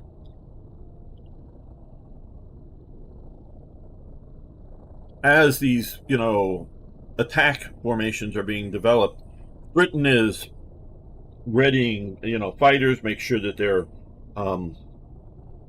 armed up and fueled up, allowing them to take off and gain altitude so that they're not like taking off early and flying around, burning up fuel, and then by the time the enemy shows up, they have very little combat time left, or vice versa. They're only taking off once the enemy is spotted in the area and are trying to chase them down.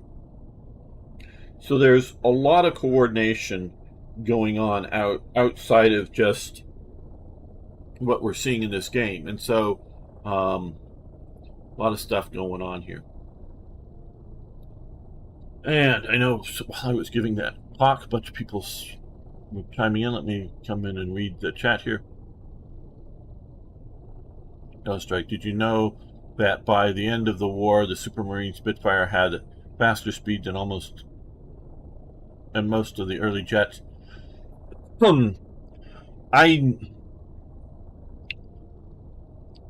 Just as a trivia, I think the thing that had the fastest speed was the ME 163 or 162, I forget, the Comet, the German Comet, the rocket plane.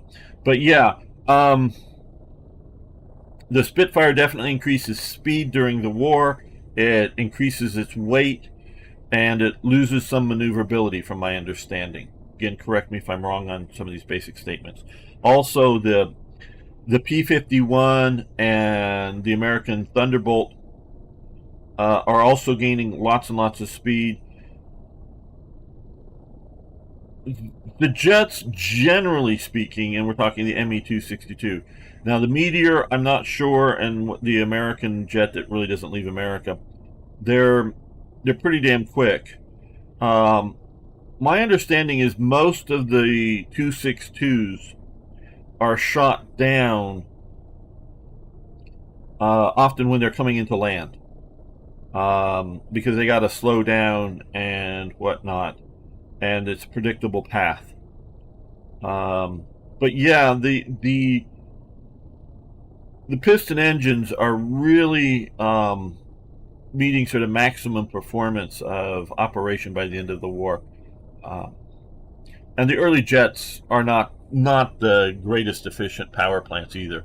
So yeah. Yes, hello, Majama 72. Yes, long awaited game. It's you got everybody out there. You can get the demo right now. So go to Steam and download it if you like. It is free, the demo.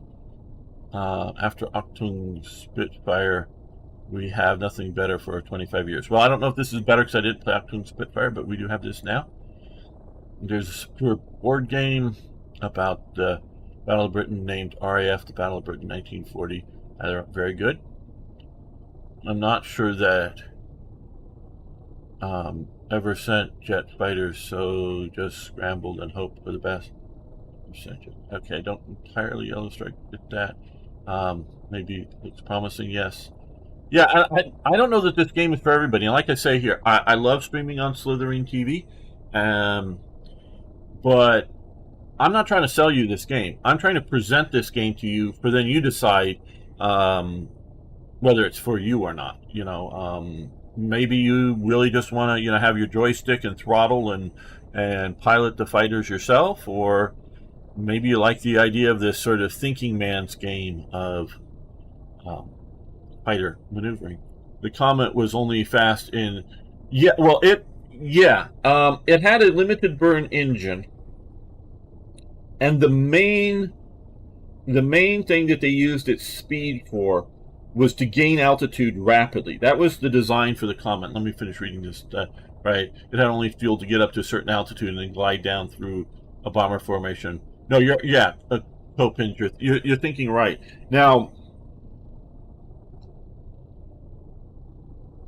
it varied, because obviously the Comets had to be stationed in a location. It had to be somewhat in the path of the enemy bomber formations. And to my knowledge, once they started that rocket engine, they couldn't turn it off. So it wasn't like you could turn it on, burn it for a while, turn it off, and then turn it back on. And they lost a lot of pilots just on landing, that they still had some rocket fuel in their engine or their tanks or whatever, and that goes off and explodes. So they want to burn all their fuel. They use the rockets to scramble, like this game here, up to an altitude rapidly, to get the incoming bombers, and it's definitely designed as a bomber killer. Now, if there's still fuel in the aircraft, now we're talking short minutes here, they very well may be screaming in with them burning, and get a pass or two at the enemy bombers. But then, yes, once the fuel is out, once they are becoming, in essence, a very fast glider that is somewhat controlled, and then that could come down, and then try to just land somewhere I think they normally had a drag parachute once they were getting ready to come into land and to burn off some airspeed and try to find a field or something. Toy jet. Yeah, you're right. The Comet is a specialty use, a local area defense weapon system. It wasn't meant to be, say, spread up and down the Atlantic coast and vectored into bomber formations. It was meant to go, oh hey, Berlin or Schweinfurt, where the ball bearing factories are, or somewhere along the Ruhr, or somewhere that's a high value target that you know at some point the enemy are going to come in and attack, and you want to be able to put up some fighters that will shoot down the bombers at a good win-loss ratio and bring them down. So that's very much their use. Fighter sweeps, yeah, I don't know that if we're talking about the comments that they did, unless they leaked into the cockpit and melted the pilot's face. Yes, the fuel. T-Stoff, yeah, T-Stoff is the fuel that is very, very toxic. Judging from the chat and the streams on this game, the game should have a bright future. I hope so. We missed air wargaming outside of flight sims. Yes, this is definitely more of a war game than a flight sim, obviously. Yeah, starting to think they might have sent their heavy fighters. I think they had just night fighters. Okay, I'm not sure. Oh, if you're talking about jets,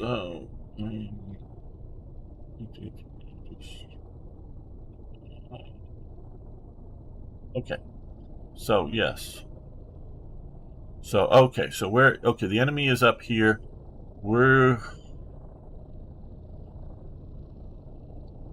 Okay, I think we're going to continue through this roll.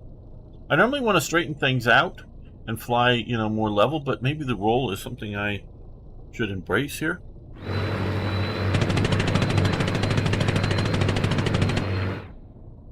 Okay.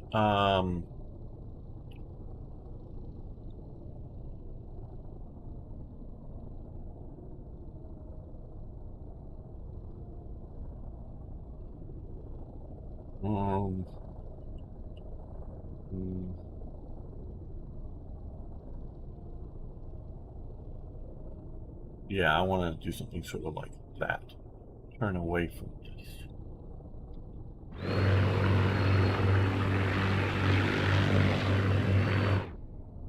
Okay, well, no, I think I want to go this way and pull up.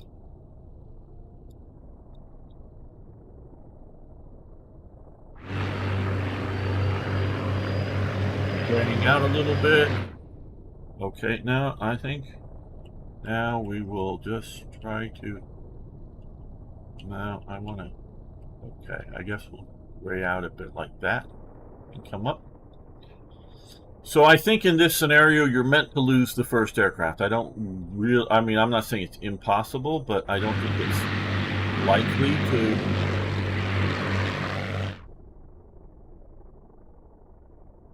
Do not lose the first aircraft, or it's not meant to.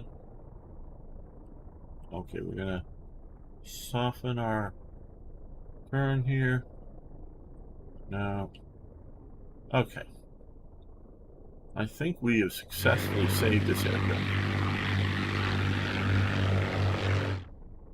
Okay, now we don't. I know we're stalling out here.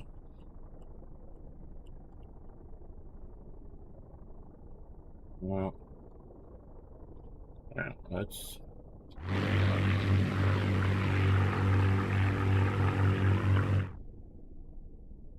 Well.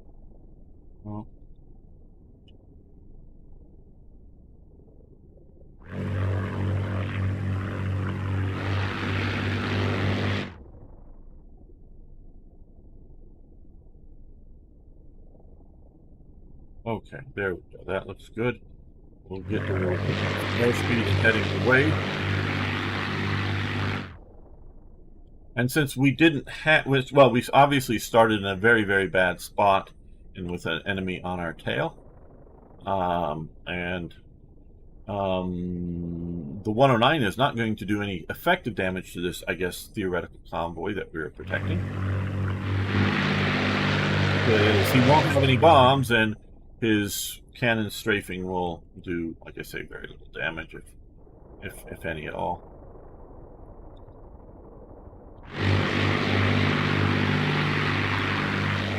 Did he splash in the water? Oh yes, I guess he splashed in the water. Or maybe just 20 turns. So we lose the first aircraft. We're sufferable. We got We did, instead of 1 star, we got 2. We didn't shoot this guy down. Either more experience or a better tactician here.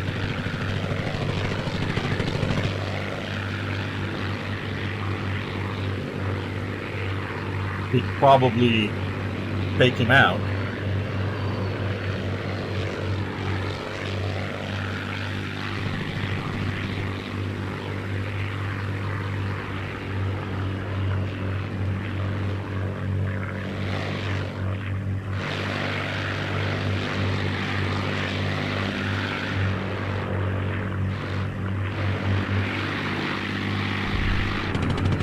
Yep, all right. Okay. See, one 109 pilot said that the unexperienced RAF pilot was more difficult to down because they made unpredictable maneuvers. Yeah, I think that is partially me here. I'm making very unpredictable maneuvers. And Calpin says, I believe the German army said the same thing about the U.S. Army. Russians and English are predictable. The U.S. are not.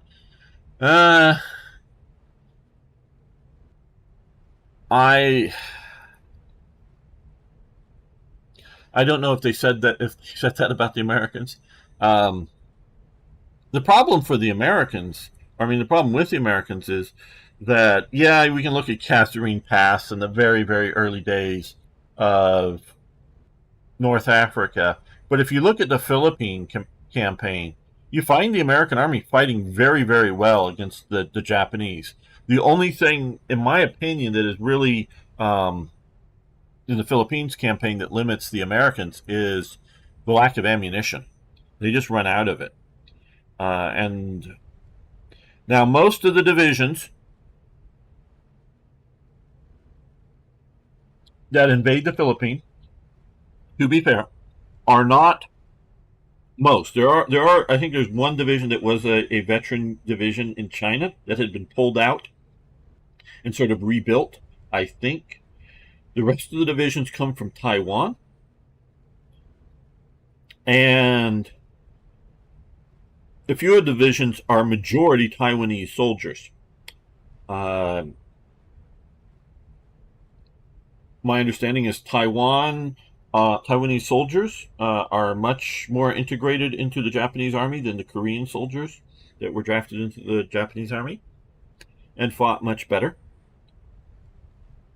But the Americans do fight fairly well.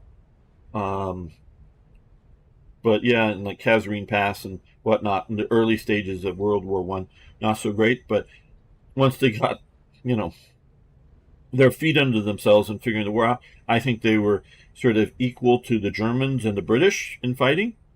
But they had overwhelming firepower or overwhelming ammunition. So,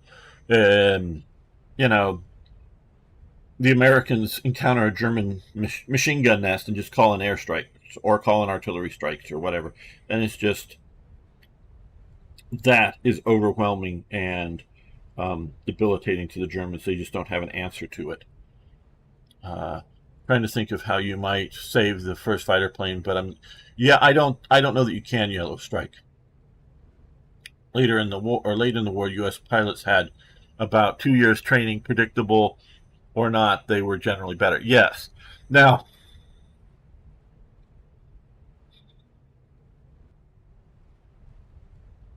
just a second.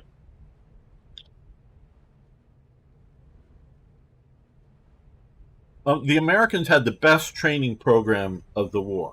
And by what I'm saying with that, I'm not saying that they trained the pilots better than the British or they trained the pilots better than the Germans. What I'm saying is they had the best program that turned out the most pilots trained to a competent standard. And we're just talking, not combat experienced pilots. We're talking coming out of the training programs.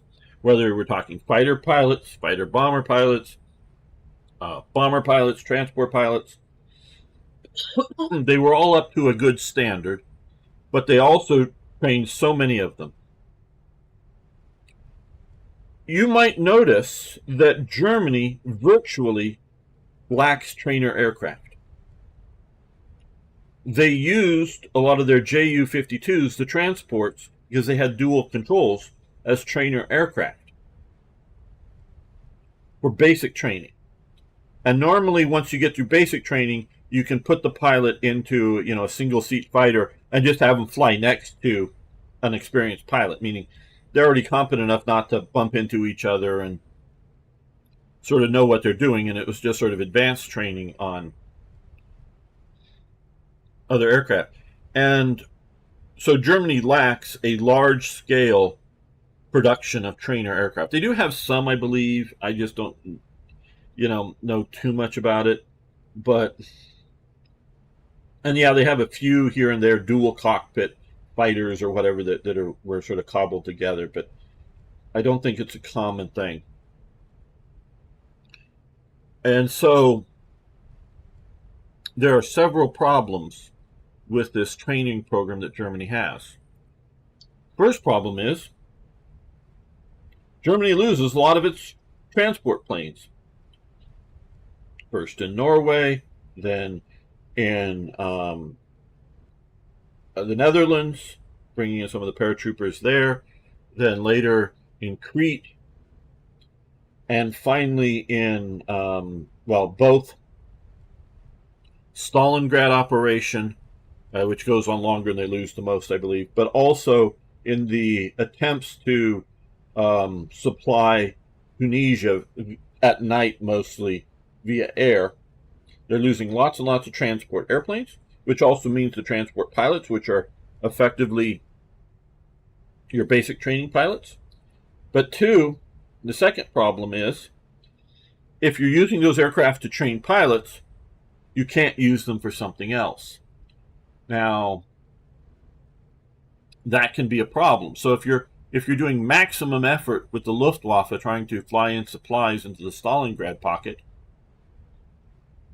you're not training new pilots with those aircraft. You maybe have some other aircraft that are training pilots, but those aircraft are not at that time training pilots. Now, three, there's the third problem is, and which it sort of gets to into the second problem is, those are big tri-motor aircraft that are using a lot of fuel, a lot of engines to maintain, so a lot of maintenance to maintain, so more maintenance, more fuel per flight hour. So Germany just really does not have a good training program, where America really does. And that does make a big difference in how they're set up. So now the U.S. also, unlike the British, unlike the Germans, they have it set up that after a certain number of missions, or for the fighter pilots a bit more, I think it's a certain time in theater, they're pulling them out. Now some request, and I know some stay in longer, but I don't know if those are rare cases or common cases. But they pull them out of frontline duty and send them back to be trainer. So you have war veterans training your pilots coming out. The Germans just don't have that luxury. Adolf Galland at the end for his flying circus that he's creating with the 262, he gets a bunch of pilots that are basically have PTSD and have given up flying and are in hospitals, for PTSD basically. And he entices them back. Now it's just sort of I think an oversized squadron with the 262s that he does. So it's not that many pilots. I'm meaning, because hey, now you finally have this aircraft that's sort of invulnerable, and we can go up and clear the skies. So yeah, both the British and the Germans, and I also presume the Russians and others, but I know a bit more about the British and Germans. And of course the Japanese are eventually just suiciding their pilots into the enemy. The U.S. has the best program to take pilots out of combat and put them into training after a time. So there, and part of it, and again from reading the Japanese experience, and particularly the Japanese Navy, because yes, the U.S. Navy has its own Air Force, and the Japanese, so does the Japanese Navy.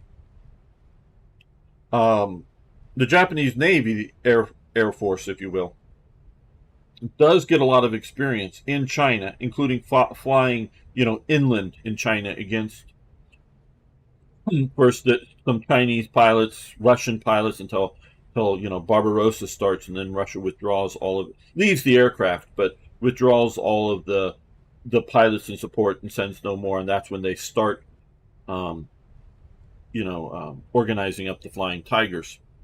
Is once the Soviets leave.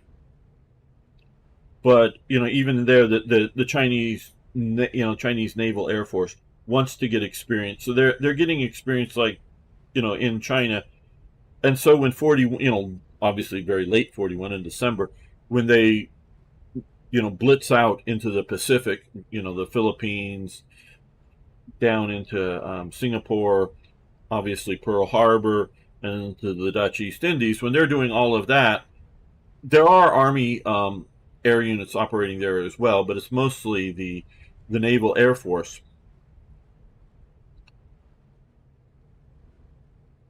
And they're fighting against mostly um, inexperienced pilots, or in the British case, and I'm meaning combat pilots, not just that they've been civilian pilots in the Netherlands or civilian pilots in America, or not civilian, but peacetime military pilots. We're talking veteran combat pilots.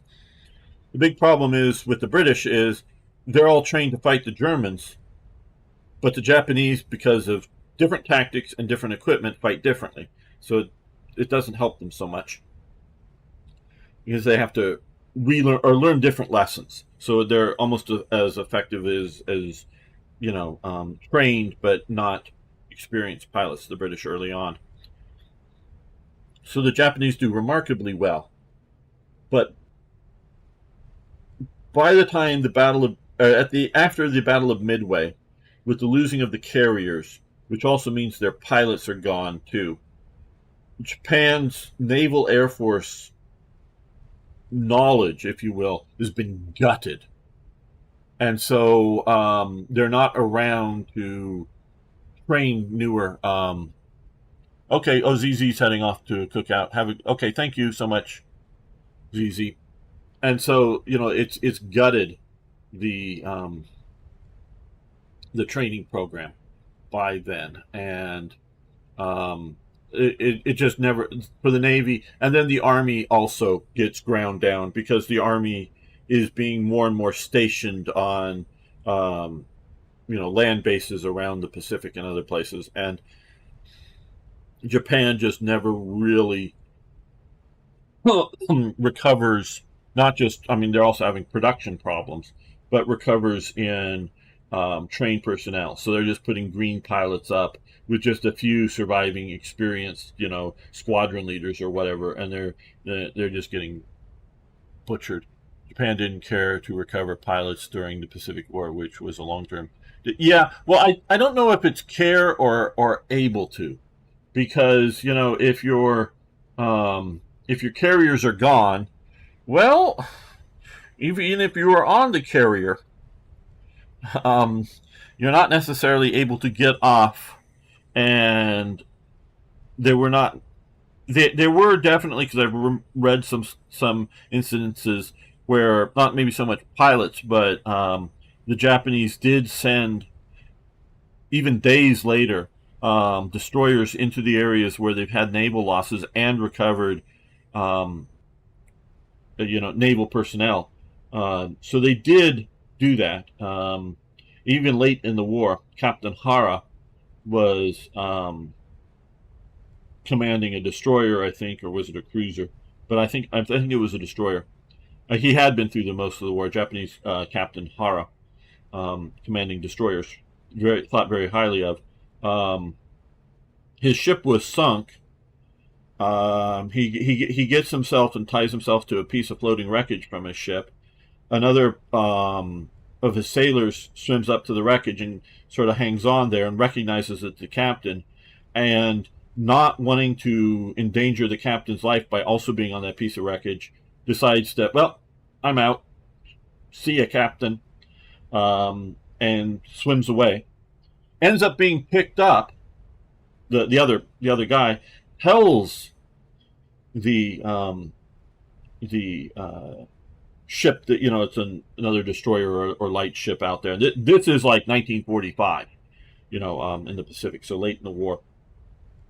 That Captain Hera was last seen tied to wreckage that was afloat, and I think that prompted them to stay like another day in the area to pick up survivors from sunk ships, and they did get Captain Hera. He survives the war, and quite possibly because the guy who was basically going to go off and drown himself or swim on his own or whatever, but gets picked up quicker. So yeah, they did make efforts to pick up. The Navy did make efforts to pick up naval personnel, which would include pilots, when they could. But got to remember, Midway is a huge disaster for them, and Midway is way, way away from any of their other bases. It's not like they can just, in a day or two of steaming, get there from a base. It's sort of way, it's way out on there, and they're losing, and they have to go home, and they need everything to escort what they can out. So, yeah, that just guts them. So, came down to numbers of men and planes and ships in the end. Fortunately for Midway was the pinnacle of U.S. luck. No, I would say Midway was U.S. Signal intelligence. The Japanese were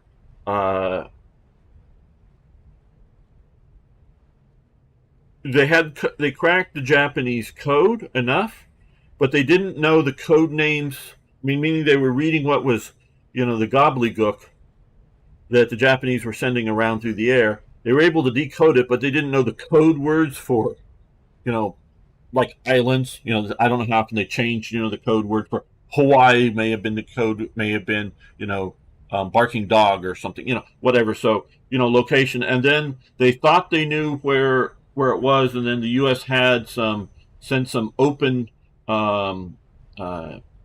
signals that said, "Oh, hey, our we send us a new freshwater condenser that desalinization plant, because ours is broken down." And so, yeah, there is a little bit of luck that the Japanese hear that and then send that information coded back, that hey, they're short of fresh water there at that they gave the location, and they knew before that was one of they were suspecting that was the name of the location they knew that was the planning for the attack was going to be there, but where was there? And they were guessing it was Midway, but they wanted to confirm that it was Midway so that they could then concentrate their carriers and their bombers, though the bombers did no effect, the B-17s, on it. But, and as well as concentrate, Air Force fighter assets to protect Midway from the initial attacks. So, I would say that signal intelligence that broke through because they were reading the messages, and then once they got them to go, hey, yeah, whatever the code word for Midway Island was, got them to use it in talking about desalinization plants, to put that together to then coordinate all of the attack in. And yeah, there's the different, attack runs, etc., in that battle, but yes. Okay, no.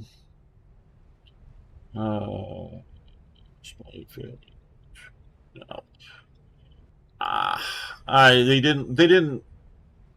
Twitch didn't like the word Jap. In the World War II context, I'm perfectly fine with using the word Jap. Cowpens, but one plane spotted, failed to launch it, and the sector where the U.S. carriers were located. Hence, the Japanese failed to. Yeah, okay, yeah, that I understand. You could say is luck too.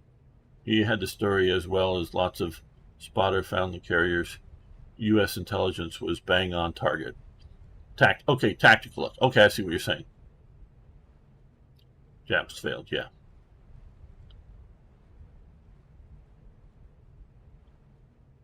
Hello, Pistol or P Pistol B. Didn't the tone spotters have radio issued? Okay, now another thing, another interesting topic: radios. I'm not talking about the big spotter planes here, but I watched. Oh, I think it was on Drock Chinafil's channel on YouTube. Very good naval historian channel on YouTube. I think it was there that I listened to a long thing going into radio communications dealing with the Pacific in World War II. Because of certain magnetic interferences on our planet, certain areas do not have good radio effectiveness. And the Japanese radios were poor. Particularly, we're talking the ones put into fighter aircraft, including the Americans. And they think now some of the communication problems between Americans and Commonwealth, some people had put down as just being problems in language, Australian or British English versus American English. But a lot of it is just some different radio equipment, plus these, and it's down in the Pacific, there's several magnetic hotspots with radios that make things very ineffective.